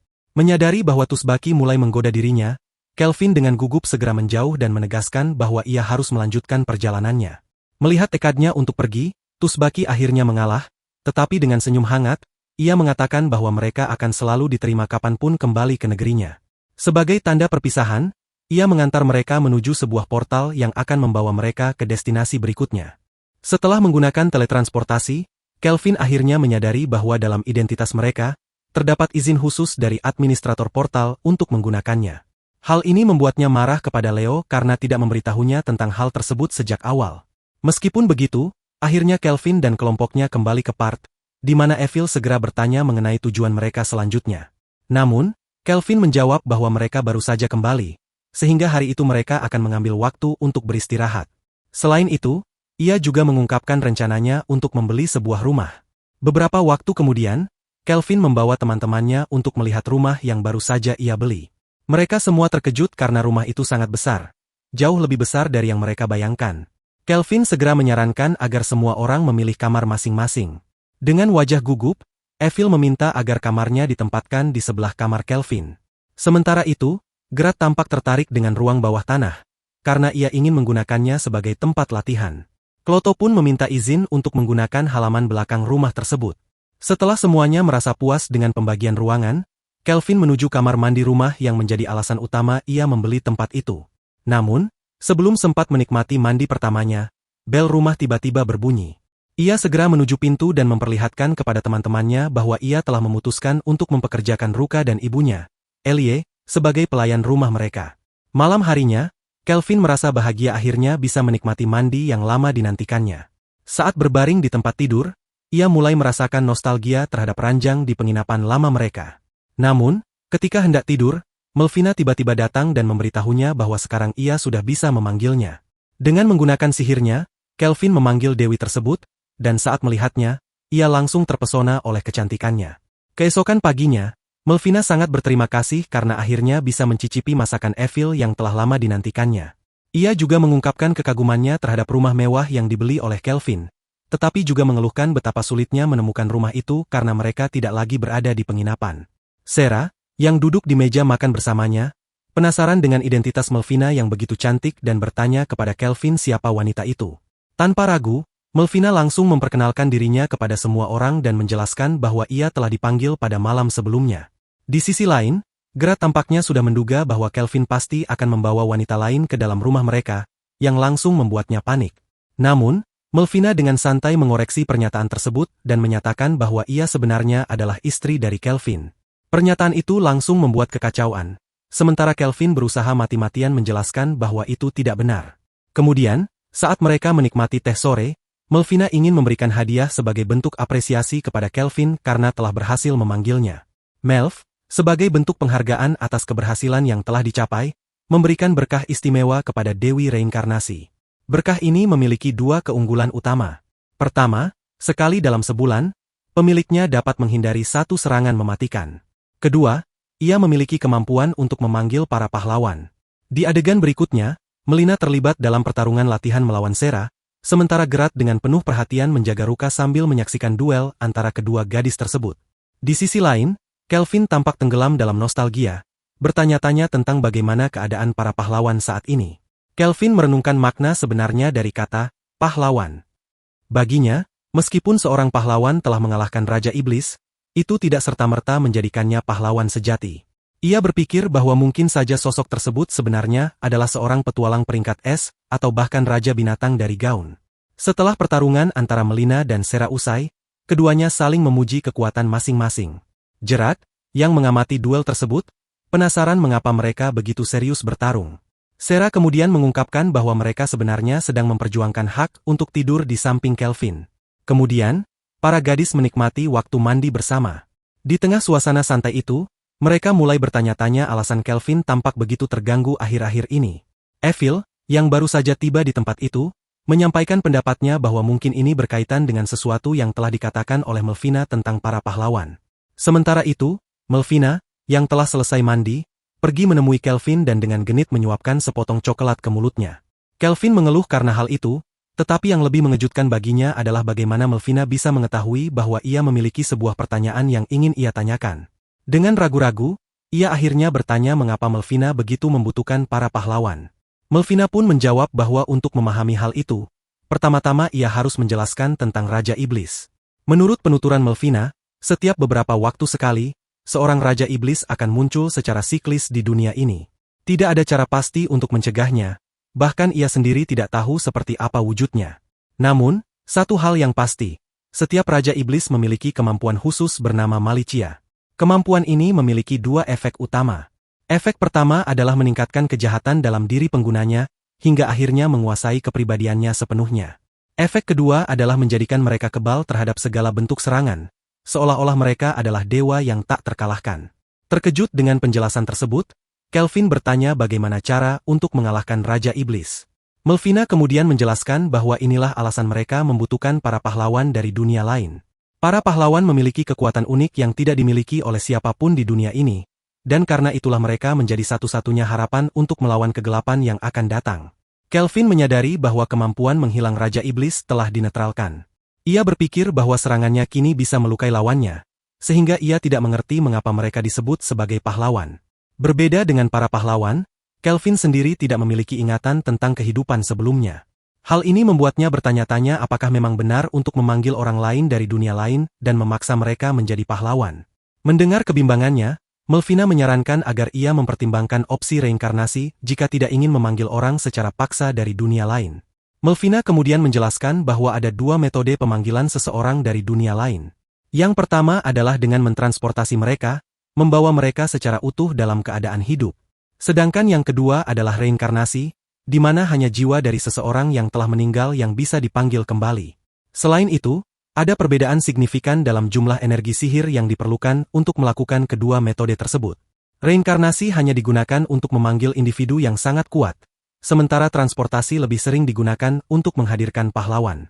Setelah menjelaskan semuanya, Melvina bertanya kepada Kelvin apakah ia ingin mencoba melakukan reinkarnasi. Namun, sebelum Kelvin bisa memberikan jawaban, ia disarankan untuk berpikir matang-matang karena hanya memiliki satu kesempatan. Adegan kemudian berpindah ke ruang bawah tanah, tempat semua orang berkumpul untuk menyaksikan ritual reinkarnasi yang akan dilakukan oleh Kelvin. Sebelum memulai, Kelvin bertanya kepada Melvina apakah individu yang dipanggil bisa memilih bagaimana mereka ingin hidup. Mendapat jawaban positif, ia mulai mempersiapkan diri untuk mengucapkan mantra. Untuk itu, ia harus mengembalikan energi sihir yang telah digunakan sebelumnya. Evil memberikan sebuah opsi kepadanya agar dapat mengisi ulang energi sihirnya. Setelah itu, dengan mengikuti arahan Melvina, Kelvin memutuskan untuk menggunakan sebagian besar poin sihirnya untuk memanggil satu orang. Ritual pun dimulai. Namun, Kelvin mulai merasa kesal karena prosesnya memakan waktu terlalu lama. Melvina menjelaskan bahwa hal ini terjadi karena individu yang dipanggil masih belum dapat menentukan kemampuan yang akan mereka miliki. Tiba-tiba, Melvina menginformasikan bahwa individu tersebut telah membuat keputusan, sehingga mereka akhirnya bisa segera bertemu dengannya. Tiba-tiba, ledakan energi sihir yang dahsyat memenuhi ruangan. Dari dalam cahaya yang menyilaukan, Kelvin akhirnya melihat sosok yang dipanggilnya, seorang gadis kecil. Dengan penuh semangat, gadis itu memperkenalkan dirinya sebagai Rion Saeki. Ia tampak sangat bahagia, menyadari bahwa ia telah tiba di dunia lain seperti yang pernah dikatakan oleh seorang malaikat yang ia temui sebelumnya. Kelvin pun mengungkapkan kebenaran tentang pemanggilan tersebut. Melvina adalah orang yang membuat Rion bereinkarnasi dan dengan tulus meminta maaf karena telah membawanya tanpa bertanya terlebih dahulu. Namun, alih-alih marah, Rion malah mulai menangis, berterima kasih karena telah memberinya kesempatan kedua. Saat itu, tubuhnya melemah, dan dia pingsan dalam pelukan Kelvin. Melihat hal ini, Melvina menjadi khawatir, terutama saat Kelvin juga tiba-tiba jatuh pingsan ke tanah. Malam itu, Rion terbangun, mengingat momen-momen sebelum kematiannya dan bagaimana ia bereinkarnasi. Dengan tubuh yang masih lemah, ia bangkit dari tempat tidur dan keluar untuk merasakan udara luar. Merasakan kebebasan yang dulu tak dimilikinya, ia berlari dengan penuh kebahagiaan, menikmati alam yang kini terasa begitu nyata baginya. Saat itulah Kelvin mendekatinya, mengungkapkan bahwa dirinya juga merasakan hal yang sama saat pertama kali tiba di dunia ini. Namun, tidak seperti Rion, ia tidak dapat mempertahankan ingatan masa lalunya karena telah mengorbankannya demi memperoleh poin keterampilan. Rion terkejut mendengar kisah Kelvin, terutama tentang semua petualangan yang telah dilaluinya. Kelvin kemudian mengatakan bahwa jika Rion tidak ingin tinggal, itu tidak masalah. Namun, dengan suara penuh emosi, Rion menjelaskan bahwa dalam kehidupan sebelumnya, ia sangat sakit hingga tidak bisa melakukan apapun selain membaca novel petualangan.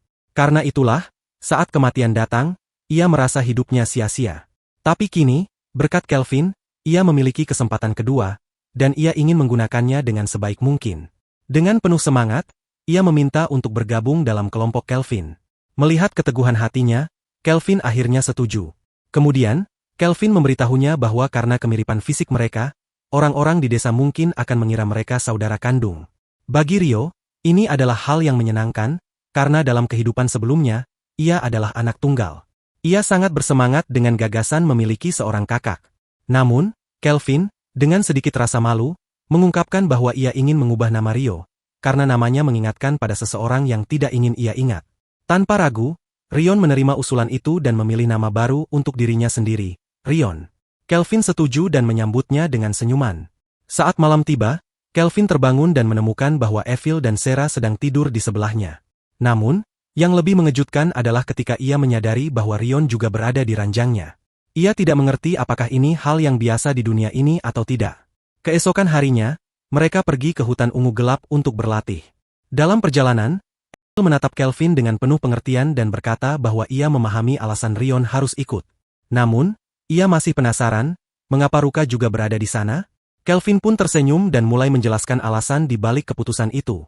Kelvin bersama rekan-rekannya tengah berada di dalam sebuah mazmorra ketika mereka membahas peningkatan kekuatan mereka. Meskipun para pelayan memiliki tugas utama untuk melayani, Ruka, yang terlihat khawatir, mengungkapkan bahwa dirinya belum pernah bertarung melawan monster sebelumnya. Menanggapi hal itu, Kelvin menjelaskan bahwa mereka bertiga akan tetap berada di bagian awal mazmorra untuk berlatih sambil menggunakan kemampuan mereka. Dengan begitu, mereka dapat berbagi pengalaman tempur, dan berburu monster bisa menjadi pengalaman yang menarik. Ia juga meyakinkan bahwa jika Ruka, Gerard, dan Kloto terus berlatih dengan konsisten, mereka akan menjadi lebih kuat dalam waktu singkat. Di tengah pembicaraan mereka, Kelvin, Ruka, dan Rion mendengar suara aneh yang menarik perhatian mereka. Melvina dan Kelvin segera menyadari bahwa suara tersebut menandakan bahwa beberapa anggota kelompok telah naik level. Mereka pun menyarankan untuk memeriksa statistik mereka. Para gadis mengikuti instruksi tersebut dan terkejut melihat seberapa banyak level mereka telah meningkat. Namun, sebelum mereka bisa menikmati momen itu, tiba-tiba terdengar suara geraman keras. Evil dengan sigap memberitahu Kelvin bahwa itu adalah seekor monster yang mendekat. Tanpa ragu, Kelvin segera menggunakan sihirnya untuk menghentikan serangan monster itu, lalu melakukan kontrak pemanggilan dengannya. Sementara itu, Evil menggunakan kemampuannya untuk memperingatkan Kelvin bahwa kelompok Urt sedang mendekati mereka dari arah belakang. Saat akhirnya Urt tiba, ia tampak terkejut melihat Kelvin beserta timnya dan segera menanyakan alasan keberadaan mereka di tempat itu. Dengan santai, Kelvin menjawab bahwa mereka hanya sedang berpiknik, kemudian berbalik bertanya alasan kelompok Urt datang ke mazmorra tersebut, mengingat mereka jarang terlihat di sana. Urt, yang adalah seorang instruktur, mengungkapkan bahwa mereka datang untuk menjalani ujian kenaikan ke rang B, yang mengharuskan mereka mengalahkan sejumlah monster dalam batas waktu tertentu. Sementara itu, Gerard, Kloto, dan Sarah kembali dari berburu monster dan melaporkan bahwa mereka telah melihat Urt. Mereka penasaran dengan tujuan kelompok tersebut di tempat itu. Ketika Kelvin menjelaskan mengenai ujian kenaikan yang mereka jalani, mereka mulai merasa khawatir karena mendapati adanya masalah. Evil segera menggunakan kemampuannya untuk mencari tahu situasi yang sebenarnya dan menemukan bahwa tidak ada monster di hutan. Karena itu, Kelvin memutuskan kembali ke kota untuk meminta maaf kepada Urt. Namun Urt dengan tenang mengatakan bahwa tidak ada masalah, dan Leo pasti akan mengerti. Melihat kekuatan luar biasa yang dimiliki kelompok Kelvin, Urt bahkan menyarankan agar mereka mencoba ujian kenaikan ke rang S. Beberapa waktu kemudian, Ryun dan Kelvin terlihat sibuk memandikan Leo, yang kini telah menjadi bagian dari tim mereka sebagai peliharaan. Kelvin mulai memikirkan apa yang dikatakan oleh Urt. Perasaan khawatir muncul dalam benaknya, terutama saat memikirkan kemungkinan bahwa Leo ingin menguji kemampuannya secara tiba-tiba. Namun, Evil dan Rion segera menenangkannya, karena mereka sudah mengetahui bahwa ujian pertama untuk naik peringkatnya adalah tingkat S. Setelah selesai mandi, Alex, Kelvin, tanpa sengaja menemukan bahwa Rion memiliki kemampuan unik untuk berbicara dengan hewan. Hari-hari pun berlalu, dan setelah latihan panjang, Rion semakin akrab dengan serigalanya, Alex. Suatu malam, ketika keadaan tampak tenang, tiba-tiba menshahen milik Kelvin dikepung oleh sekelompok musuh. Tanpa ragu, Sarah, Kloto, dan Rion segera bersiap untuk bertarung. Kelvin, yang telah memperoleh kemampuan clairvoyance dari Evil, menggunakannya untuk menilai kekuatan musuh. Setelah mengamatinya, dia menyimpulkan bahwa mereka tidak terlalu kuat. Meskipun Sarah dan Kloto menawarkan diri untuk menghabisi musuh, Kelvin justru menoleh kepada Rion dan Alex, menanyakan apakah mereka ingin mencoba. Dengan semangat, mereka menyetujui tantangan tersebut. Agar rencana berjalan lancar, Kelvin meningkatkan kemampuannya dalam mendeteksi kehadiran dan clairvoyance menggunakan PM, sehingga mempermudah tugas Rion. Tak hanya itu, dia juga memberikan sebuah pedang spesial yang telah ditempa ulang dari sisa-sisa senjata milik Cell. Sementara itu, di tempat lain, pemimpin kelompok musuh mengungkapkan alasan mereka menyerang menshahen Kelvin. Mereka ingin membalas dendam karena Kelvin telah menangkap Kristoff. Tanpa banyak basa-basi, sang pemimpin segera memberi perintah untuk menyerang Menshan. Saat pertempuran berlangsung, Rion dengan sigap maju melindungi Menshan, mengalahkan musuh satu persatu. Dari kejauhan, Kelvin dan Sarah memperhatikannya dengan saksama, ingin melihat hasil dari latihan Rion. Akhirnya, Rion dan Alex berhasil mengalahkan semua musuh. Melihat hal itu, Kelvin meminta Sarah untuk berbicara dengan Rion, sementara dirinya berniat mengurus sisa musuh yang masih bersembunyi. Ketika dia akhirnya berhadapan dengan pemimpin musuh, pria itu langsung diliputi ketakutan hanya dengan melihatnya. Adegan kemudian berpindah ke sebuah pertemuan besar di dalam Kastil Tren. Tristan, penguasa negeri tersebut, telah mengumpulkan para pejabat tinggi untuk membahas insiden yang melibatkan Kristoff. Dan Alba, seorang jenderal dari Ksatria Baja, dengan tegas menegur Tristan atas keputusannya yang telah membuat rahasia kegelapan negeri ini terungkap. Sementara itu, di tempat lain, Gaun, Torag, dan Deramis mulai membentuk aliansi baru. Namun, meskipun situasinya semakin rumit, Tristan mencoba menenangkan suasana dengan meremehkan besarnya masalah yang sedang dihadapi. Karena hal itu, harus turun tangan dan mendukung, yang menjelaskan bahwa ia telah mencoba memisahkan negaranya dari pengaruh Kristoff, tetapi usahanya gagal. Ia memperingatkan agar berhati-hati, karena jika tidak, mereka semua bisa terjerumus ke dalam perang. Namun, Tristan justru berpendapat bahwa perang adalah pilihan terbaik, mengingat mereka adalah satu-satunya pihak yang telah bersiap sementara negara-negara lain hidup dalam kedamaian. Ia merasa inilah saat yang tepat untuk mewujudkan impian mereka, menyatukan seluruh benua di bawah kekuasaannya. Sementara itu, Putri menganggap gagasan itu sangat baik, tetapi menurutnya waktunya belum tepat, sebab negara-negara lain masih cukup kuat untuk melawan. Namun, tidak setuju, ia merasa bahwa perang harus segera dimulai karena ia sendiri telah membuktikan bahwa musuh tidak sekuat yang dikira. Selain itu, mereka memiliki senjata rahasia yang bisa digunakan, para naga yang berada di bawah kendali mereka. Dan menolak keras gagasan tersebut, tidak ingin negaranya terseret dalam peperangan. Karena itu, Tristan menegaskan bahwa karena perdebatan ini berakhir imbang, keputusan akhir harus berada di tangan Jenderal Cliff, yang sayangnya saat ini tidak berada di tempat. Mendukung Tristan dan segera memerintahkan seseorang untuk membawa Jenderal Cliff. Adegan berpindah ke Jin Dalba, yang mengeluhkan betapa suramnya markas besar para Ksatria Yin. Ia melangkah menuju kamar Jenderal Cliff untuk memberitahukan bahwa Kaisar memanggilnya. Cliff, meskipun merasa terganggu dengan perintah mendadak itu, akhirnya setuju untuk memenuhi panggilan. Sementara itu, kisah beralih ke Kelvin yang saat ini berada di barat daya Gaung, tepatnya di hutan puncak Kelvin. Ia tengah mencari sebuah desa peri yang konon tersembunyi di tempat itu. Tiba-tiba, Evil menyatakan bahwa ia merasa seperti pernah berada di sini sebelumnya. Kelvin menjelaskan bahwa itu mungkin karena darahnya. Sebagai seseorang yang berdarah campuran, tubuhnya secara alami merasakan keberadaan para peri. Sarah terkejut mengetahui bahwa ada kaum peri di bagian benua ini, dan Melvina menjelaskan bahwa mereka telah bermigrasi dari barat beberapa dekade yang lalu, kini berada di bawah perlindungan Gaung. Kelvin kemudian melanjutkan cerita tentang informasi yang diberikan oleh Leo. Dari Tren, mereka menerima jawaban bahwa kerajaan itu tidak terlibat dalam serangan para pembunuh yang menyerang mereka. Namun, Leo juga mengabarkan bahwa negara-negara tetangga Traisen melaporkan adanya pergerakan militer di perbatasan mereka. Walaupun Tren tidak pernah berani menyerang secara langsung, kini mereka mulai mengumpulkan kekuatan dan bahkan membeli budak untuk memperbesar pasukan mereka. Leo meyakini bahwa situasi politik di Tren telah berubah dan kemungkinan besar mereka tengah bersiap untuk menginvasi suatu wilayah dengan memulai perang. Ia memperingatkan Kelvin untuk waspada, karena besar kemungkinan Tren akan kembali menyerang mereka dalam waktu dekat. Kelvin kini memiliki sebuah tugas yang diberikan oleh Leonhard, sang raja binatang dari Gaun. Tugas ini bukanlah sembarang misi, melainkan ujian kenaikan pangkatnya ke rang S. Mendengar hal itu, seluruh kelompoknya merasa senang dan mendukungnya. Namun, ada satu hal yang masih menjadi pertanyaan, yaitu tentang izin seorang raja yang dibutuhkan untuk kenaikan pangkat tersebut. Kelvin menjelaskan bahwa ia memerlukan 2 izin, dan karena itu Leo telah berbicara dengan Ratu Tusbaki, yang akhirnya menyetujui permintaannya. Selain itu, raja tersebut juga telah mendengar tentang keinginan Kelvin untuk menemuinya. Hal ini membuat seluruh kelompok bertanya-tanya mengapa raja tersebut begitu tertarik padanya. Leonhard dan Melvina pun menjelaskan bahwa raja tersebut adalah sosok yang sangat kuat, bahkan mencapai tingkat rang S. Tiba-tiba, tanpa peringatan, mereka diserang oleh sekelompok elf. Namun, Kelvin dengan cepat menunjukkan bahwa ia datang atas perintah raja.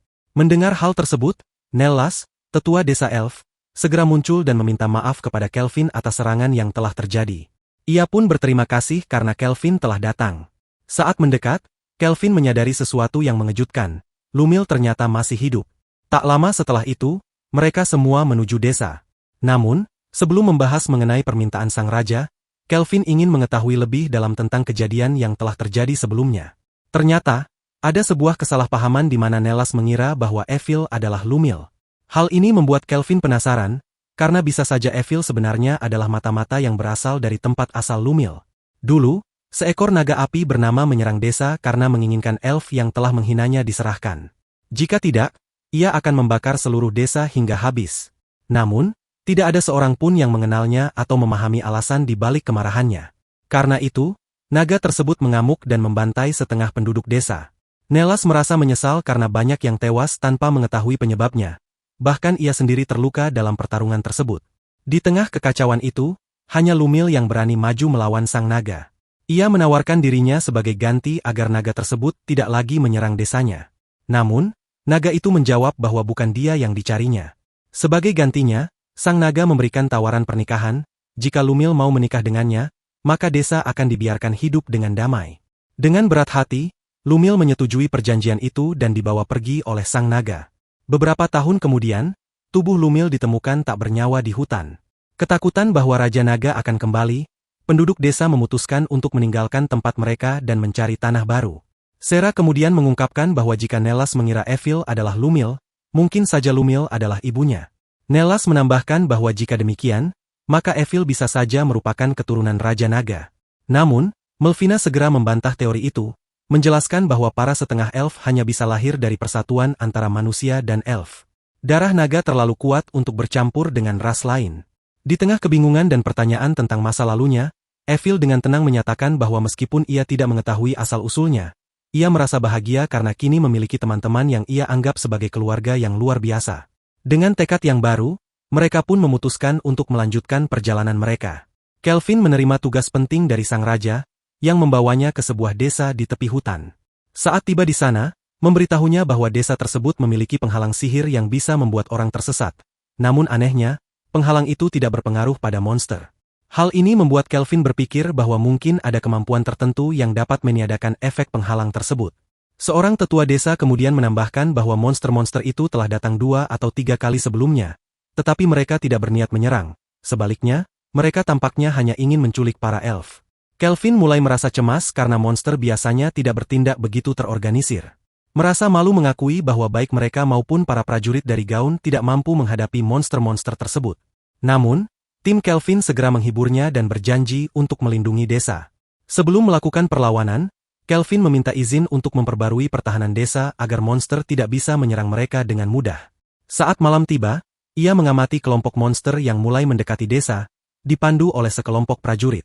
Di sisi lain, komandan tentara semidemon memperingatkan pasukannya untuk tetap waspada karena ada kemungkinan mereka akan disergap akibat kebisingan yang mereka buat.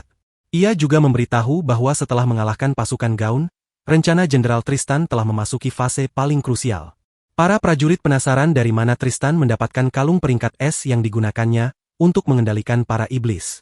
Sang komandan mengungkapkan bahwa ada rumor yang mengatakan bahwa Tristan membelinya dari seorang pedagang yang mengunjungi kastil. Namun, di tengah rasa puas mereka atas kekuatan tersebut, mereka tiba-tiba diserang dari bayangan. Sang komandan segera memerintahkan pasukannya untuk berlindung, menggunakan monster sebagai perisai. Sementara itu, dari atas sebuah batu, Kelvin dan Evil menyerang dengan panah hitam barunya. Kelvin mengungkapkan bahwa ia telah menciptakan sebuah menara pertahanan serta tembok yang mengelilingi desa dengan kemampuannya. Selain itu, Melvina menambahkan kabut ilusi untuk menyamarkan desa, dan Sera memasukkan sihir hitam ke dalam air di parit gerbang, memastikan bahwa musuh yang mendekat tidak akan bisa menerobos. Di sisi lain, Gerat dikirim untuk menjaga pertahanan terakhir di pintu masuk desa, sementara tim lainnya berfokus untuk menangkap pemimpin musuh. Adegan kemudian berpindah ke seorang prajurit Trang, yang kembali ke markasnya dengan berita mengejutkan. Seluruh pasukan yang dikirim telah musnah. Sang wakil komandan dengan segera menanyakan siapa yang menyerang mereka, dan prajurit itu, dengan ketakutan di matanya, menjawab bahwa mereka dikalahkan oleh sekelompok petualang yang jauh lebih kuat dari yang mereka bayangkan. Prajurit yang sangat khawatir, melaporkan bahwa bahkan monster peringkat B pun tidak mampu mengalahkan musuh-musuh ini, sehingga mereka tidak bisa maju. Dengan cemas, dia memberitahu bahwa unit sedang bertarung melawan mereka dan kemungkinan akan segera tiba di tempat ini. Menyadari situasi yang semakin mendesak, Subkomandan akhirnya memutuskan untuk menggunakan senjata rahasianya. Namun, sebelum sempat melakukannya, Melvina dan Rion tiba di lokasi, membuat Subkomandan dengan cepat membangunkan Gigan Lord, monster raksasa yang langsung terbangun dan mengaum dengan mengerikan. Melihat ukuran monster yang begitu besar, Rion merasa sangat bersemangat. Sementara itu, Melvina yang melihat reaksi Rion hanya tersenyum dan meminta agar ia serta Alex menangani monster tersebut. Tanpa ragu, mereka berdua menerima tantangan dan segera menyerang Gigan Lord, monster peringkat es yang sangat kuat. Saat Rion menghantamkan pedangnya, serangannya tidak berdampak apa-apa. Melihat pedangnya hancur, Rion menyadari bahwa pertarungan ini harus dilakukan dengan serius.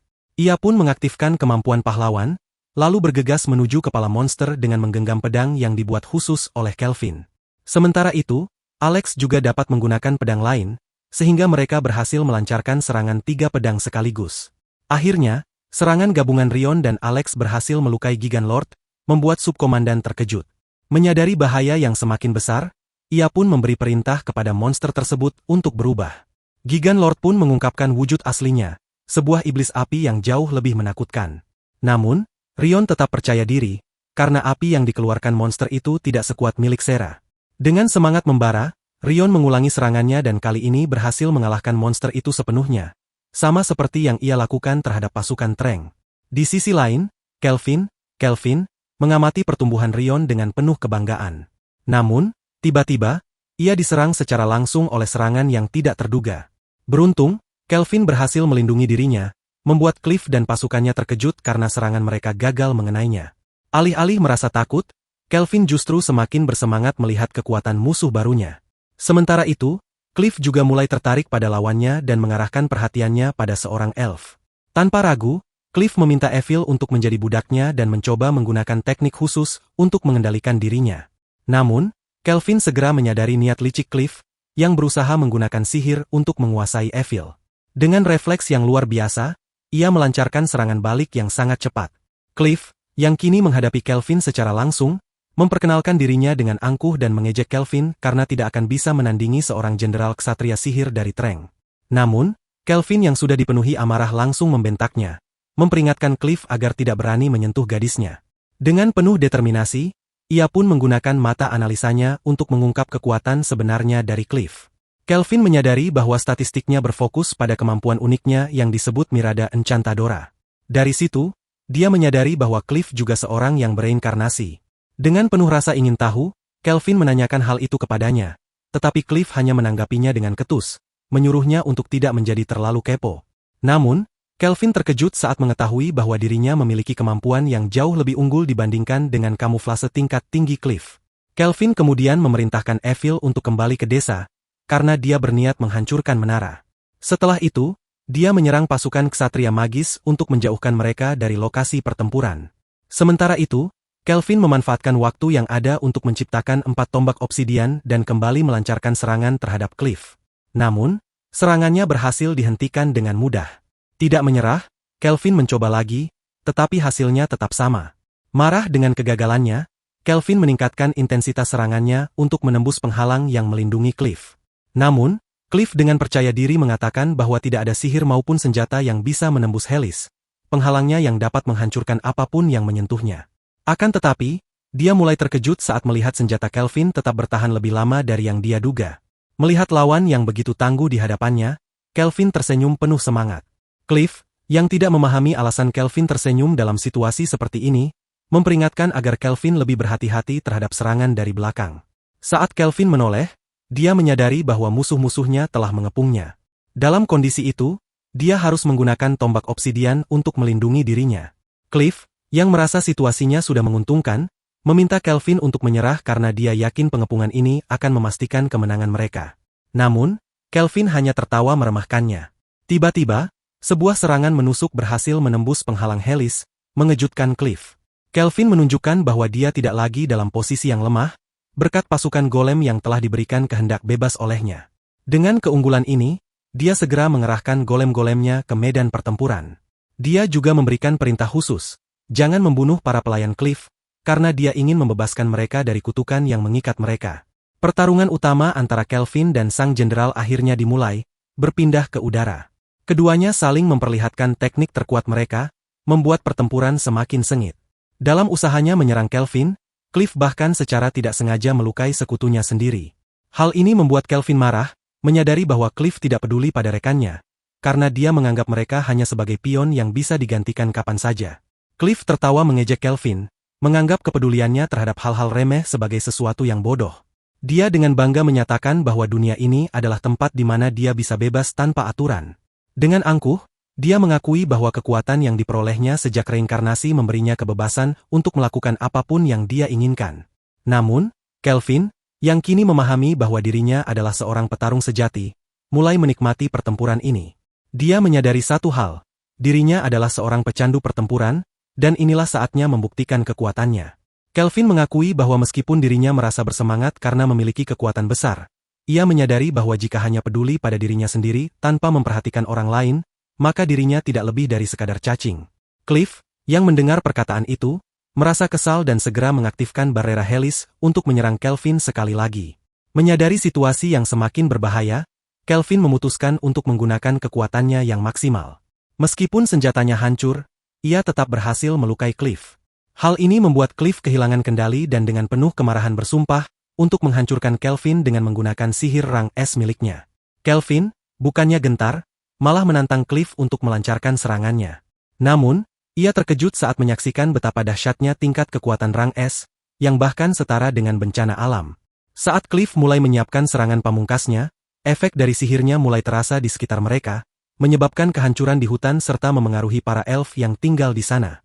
Dengan penuh kebanggaan, Cliff memperkenalkan jurus terkuatnya, Barrera Tempestat, yang membuat Kelvin sadar bahwa situasi kini semakin memburuk.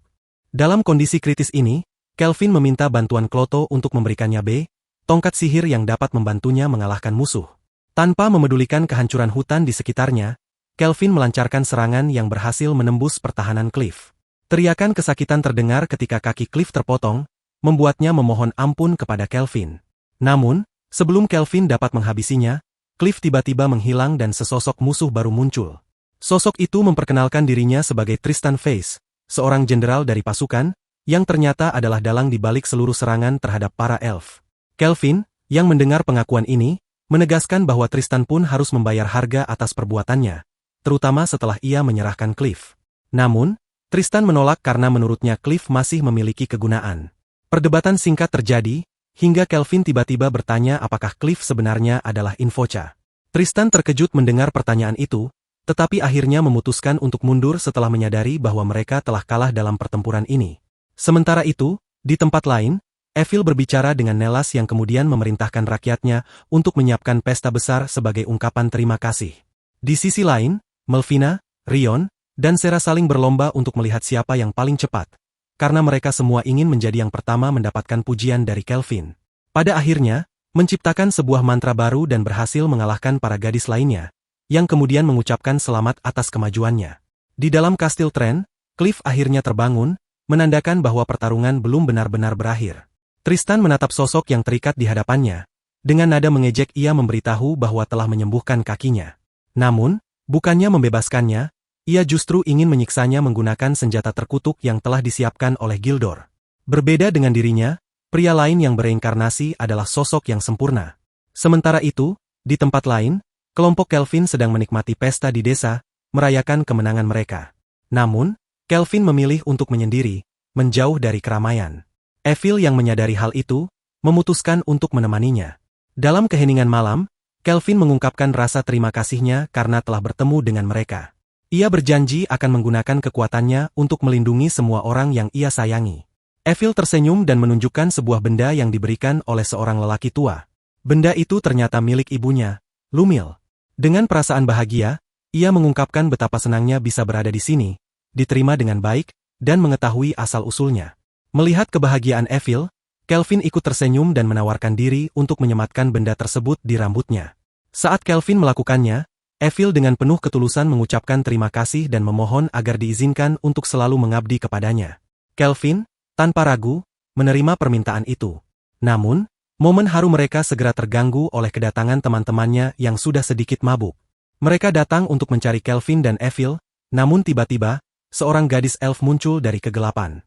Dengan suara lembut, gadis itu berterima kasih kepada Kelvin dan langsung memeluknya. Ia meminta maaf karena terlalu emosional sebelum kemudian memperkenalkan dirinya, yang mengejutkan semua orang yang hadir. Sosok tersebut ternyata adalah Leonhard Gaun, sang raja binatang.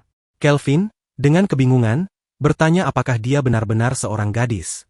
Namun, Leonhard menjelaskan bahwa dirinya sebenarnya bukan perempuan, melainkan hanya menggunakan artefak yang mengubah bentuknya. Ia pun mengungkapkan bahwa telah menyaksikan seluruh ujian Kelvin dan mengumumkan bahwa Kelvin telah lulus dengan hasil luar biasa. Dengan itu, ia resmi naik ke rang S. Dalam 4 hari ke depan, akan ada upacara promosi, di mana Kelvin harus bertarung melawan 4 petualang lain yang juga berada di peringkat tertinggi. Karena acara ini adalah bagian dari festival nasional, Leonhard memperingatkannya untuk bersiap dengan sangat serius. Mendengar hal ini, Kelvin merasakan gelombang kegembiraan yang luar biasa. Kesempatan bertarung melawan petualang peringkat S adalah impiannya selama ini. Dengan semangat membara, ia bersiap menghadapi tantangan baru yang akan memuaskan hasrat bertarungnya. Begitulah anime ini berakhir, meninggalkan rasa penasaran akan kelanjutan kisahnya.